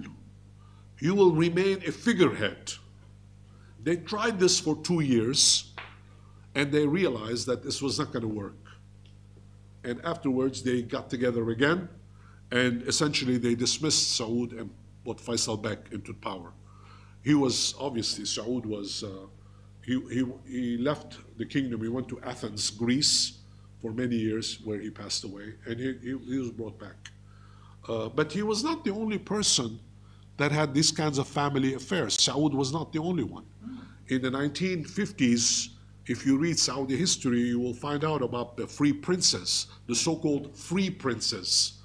There were 3 of them, led by Talal bin Abdul Aziz, who was also asked to leave the country. He went to Egypt first, then Lebanon. He married the daughter of the prime minister there, the mother of Walid bin Talal, who is half Lebanese, because the mother is Riyadh Solh's daughter, who passed away recently. So therefore, this is not new, this is not precedent. But the way it was done, it was a very nasty way. In fact, there was a confrontation. It didn't reach the level of exchanging fire, but the National Guard and the army surrounded the different palaces, and there was a skirmish between them. Everything was calmed down. The princes went out there and calmed people down, said, "We don't want to fight. There's a change of government taking place, change of leader." But the precedent is there. And Faisal was assassinated. He came to power in 1964. This occurred in 1964. He was assassinated in 1975. So he ruled for 9 years. And it was under his rule that the most important development occurred in the history of Saudi Arabia, which is the rise in the price of petroleum. Of course, the Iranians started this with the Shah of Iran, but the Saudis benefited from it. Everybody else benefited too, but the Saudis benefited from it when the income rose dramatically and they could pay all the debt. And Faisal was tight-fisted. He made sure that all the subsidies were removed. The freeloaders were all asked to leave. Subsidies, gifts. For example, a Saudi prince could jump on a plane and go from Riyadh to Jeddah without pay. Those days are gone. Just Faisal made sure that that's not happened. You have to, if you want to fly, you pay. So if you want electricity, you have to pay for the electricity. If you want water, you have to pay for the water. Before, they didn't pay for any of that stuff. So the precedent is there. It was messy. But again, as I said in my presentation today, family unity was always something that was a priority. They will not allow these kinds of difficulties come and get in the way of family unity. Al Saud, as I have said in my remarks, and I repeat it, they are experienced rulers. Do not underestimate them. They're good at what they do. They are good at what they do. They know how to rule. And the best example of that I can give you is that their fate was not similar to the Shah of Iran's fate. There was no Islamic revolution in Saudi Arabia, and there will never be one, because you know how to deal with it. That's something to keep in mind. When you have experienced people in power, when you have people who actually go out of their way to meet the needs of population, it's important. I'm not saying, please don't misunderstand me, I'm not saying that Saudi Arabia is perfect, that Saudi Arabia is the best country on the planet since mankind was discovered. I'm not saying that. They have their ups and downs. It's a normal country like everywhere else. The good days, the bad days, the good guys, the bad guys, the rich, the wealthy, the class, everything. You know, it's like everywhere else. And if you go there, you're going to be amazed at what you see. And all the prejudices that we have. You know, I'm the first one to recognize that. Before I went to Saudi Arabia, the first one, I had preconceived notions of them. You know, I was born in Lebanon. I'm an American, but born in Lebanon, raised in that environment. And I thought that all the Arabs were the Lebanese, the Palestinians, and the Syrians. Lo and behold, they're very different. They are very different from the Gulf Arabs. They have nothing to do with each other. In fact, Muscat, Oman, is closer to Mumbai than it is to Cairo. Think about that for a second. An Omani Sultan preferred to live in Mumbai than to live in his own country. They had a different outlook. The Gulf outlook is towards the east. Towards the east. And earlier, we were talking about ideology and we were talking about all these things. Again, think about these issues, where in the Gulf, all right, you know, you had 150 years of British rule, and that will destroy any society. But nevertheless, they survived that period, and they overcame that period. And compared to the other Arab countries that are ideologically motivated, like Syria, 50 years of rule with the Baas party and the Assad family, look what happened to them. It took 9 hours to get rid of them. 9 hours to bring down a government. 9 hours, not days, hours. 9 hours. Let me repeat it again. You know, ideologies like that, there is no there. Even 50 years. Of course, 50 years is nothing, comparatively speaking. Saudi Arabia has problems. It has to come to terms with them.